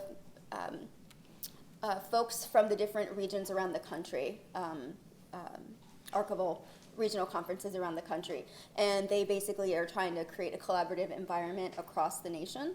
So John thought this idea might fit well with them. So we pitched our idea to them, and they have endorsed us. And basically what that means is they're going to give us some support in saying the RAC thinks this is a really good idea. At this point, that's what they've done. But they may be able to help us with future endeavors, such as funding ideas and avenues and folks to contact and things like that. Let's see, that's about the endorsement, administrative support, and grant writing assistance, if that's an option for funding. The potential pilot development, we've been working with a wonderful woman named Deirdre Joyce. She's been fantastic and a wonderful supporter of this idea. And she's put a lot of time and effort into thinking about this project as well. And basically, we're working with her. She's a project coordinator for the New York Heritage Digital Collections and the assistant director of digital services manager, a director and digital services manager at the Central New York Library Resources Council. That's a lot. Oh my gosh. And so she's spoken with other folks who aren't techie. She's more techie than me. I'm not at all. I can work this, and that's analysis, which has been very useful. So now we're engaged in discussion and yes, lots of thinking and trying to make connections for refining our kind of pilot process. Would you like to add anything? The next one? Hit the next one. Yes. So as Dawn mentioned, Deidre pulled together a SWOT for us, and we're working on addressing some of the weaknesses that were identified during that, and especially some barriers to entry in terms of whether or not there would need to be a paywall to maintain something like this, and how negatively everybody perceives the very thought of a paywall, and also some sustainability questions. I think that there have been attempts to generate lists of primary source repositories across the North American continent before SAA maintains one, but they quickly become out of date. Websites go dark, people move jobs, and their contact information doesn't get updated. And if we're looking for something more dynamic that addresses active collecting needs, we're going to need a way to make sure that the information we maintain is kept up to date with as little human effort as absolutely possible. A lot of that is beyond Dawn's and my technical skills, which is part of why Deidre has been such a tremendous help for this. But we've started thinking about what our user profile would look like, and we'd like to take this opportunity to ask anybody who might be interested in participating in Collection Match to contact us. We'll put the Collection Match email up at the end of this presentation. This is kind of as far as we've gotten.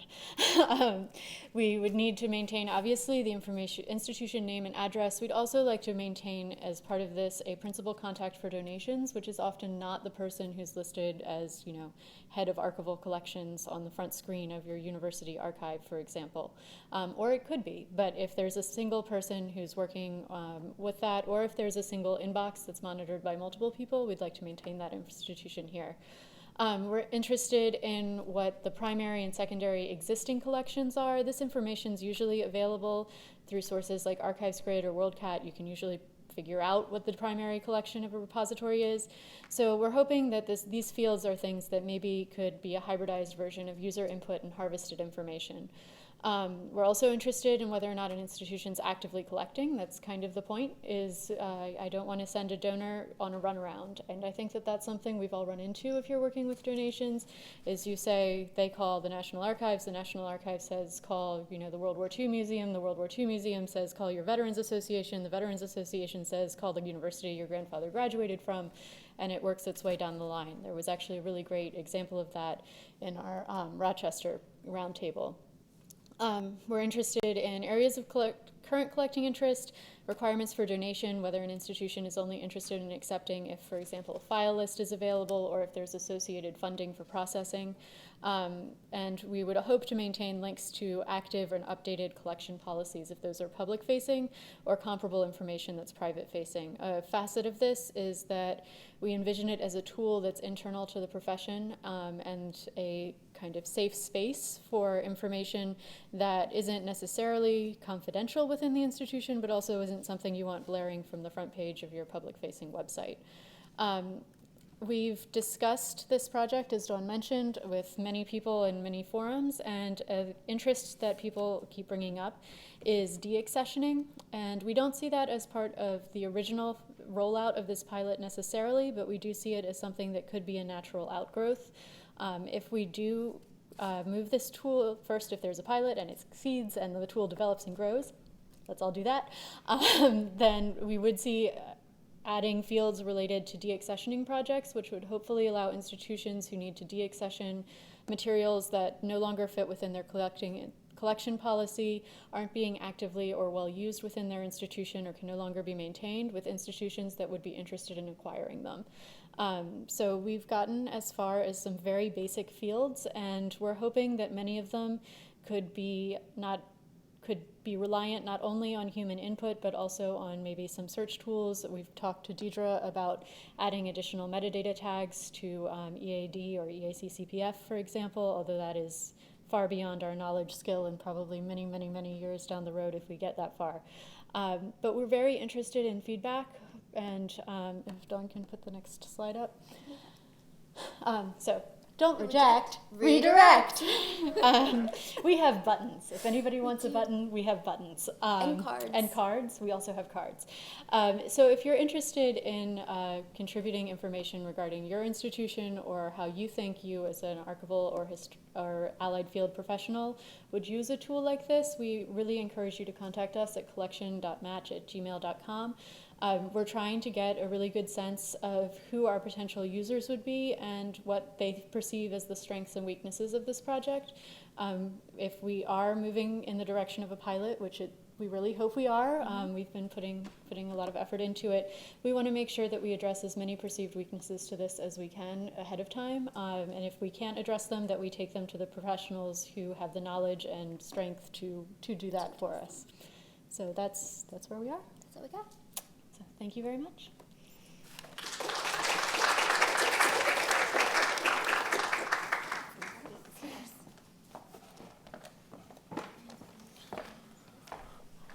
All right. Anybody have any questions for either Dawn or Megan or any of our panelists from this last session? Yes. Well, in the back, do you have a question? Sure. Speak loud. Have you worked on creating the subject fields that institutions would have to kind of choose when they're talking about their collection policies and areas of collection, or is that what you were kind of referring to with the metadata tag? Yeah, we're looking at developing that. I started with these are the things I was thinking of dropping around, and I feel like my awareness, and Dawn, I think I'm speaking for Dawn here as well, our viewpoint is very skewed towards our professional experience. So part of why we're soliciting feedback is because we recognize that, and we're looking for input from people who work in different kinds of organizations with different kinds of missions and resources available to them. So the short answer is we started, and the long answer is please help. Yes.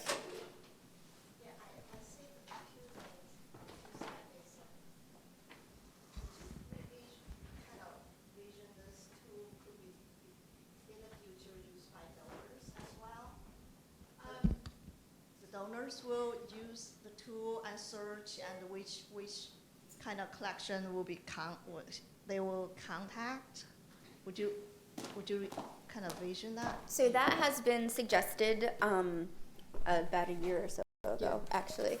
And at this time, we don't. That could definitely be an outgrowth for sure. I think there are many paths that this could go down, but at this point, just getting it kind of up and running with the initial kind of needed data, and to see if it actually gets used by the folks in the profession, and then do sort of an analysis of the success would be important, and then that could be an outgrowth, potentially. I think much like the deaccessioning component that we mentioned earlier, when we discuss this tool, we tend to get that's a great idea, it could also do list.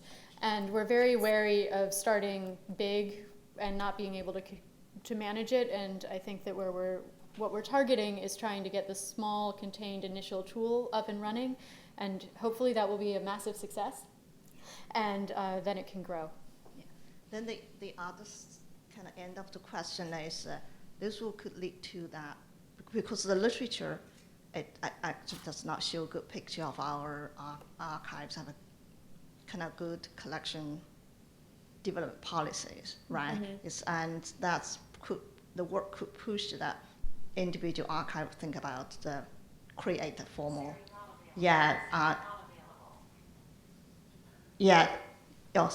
and could push the work that individual archive will think about, create formal and public collection development policy. Yeah, so this basically would be a tool that kind of connects people, and whatever legal or other kind of policy-oriented issues arise will be the responsibility of the institution and the donor that they get connected with.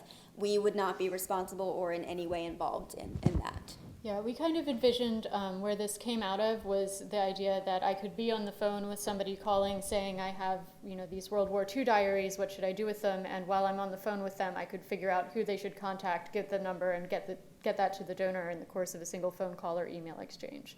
And because that would be awesome and save a lot of time, I think, and also provide a lot more customer service and make archives seem more approachable.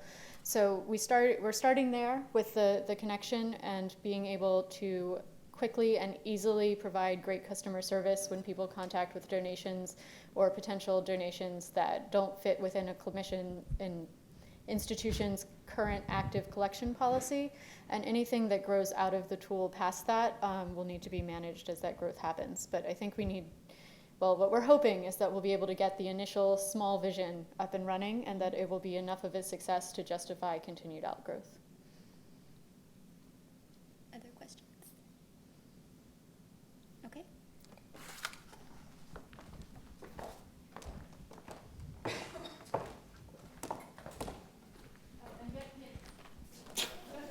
Be sure to get your pins before you leave.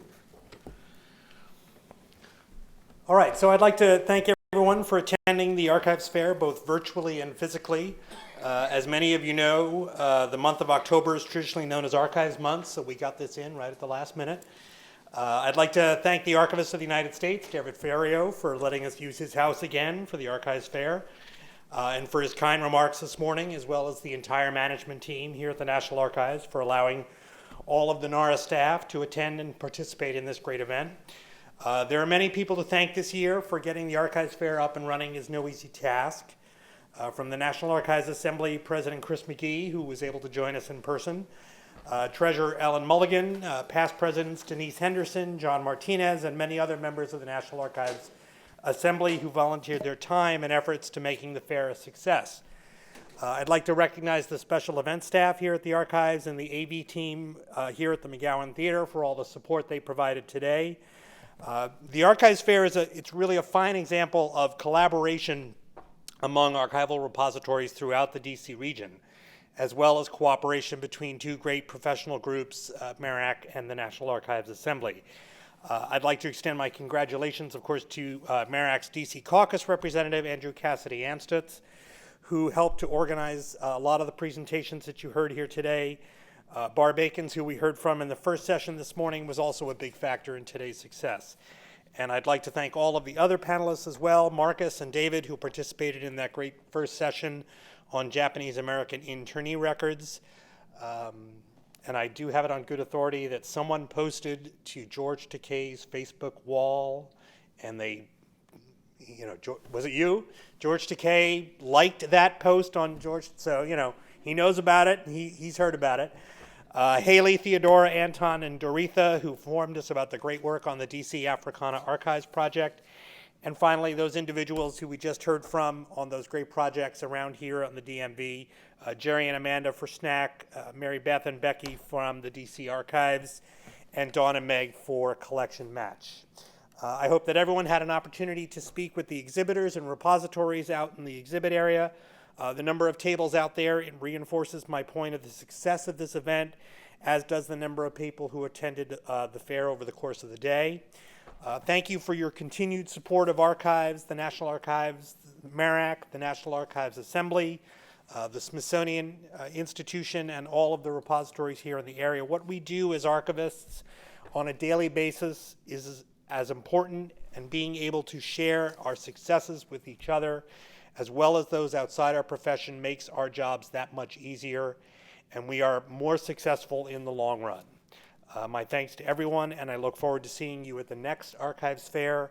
And if you don't need this, the special events archives staff, there's a bin outside on the table outside that they would like to return the name badge holders. But thank you all very much, and good evening.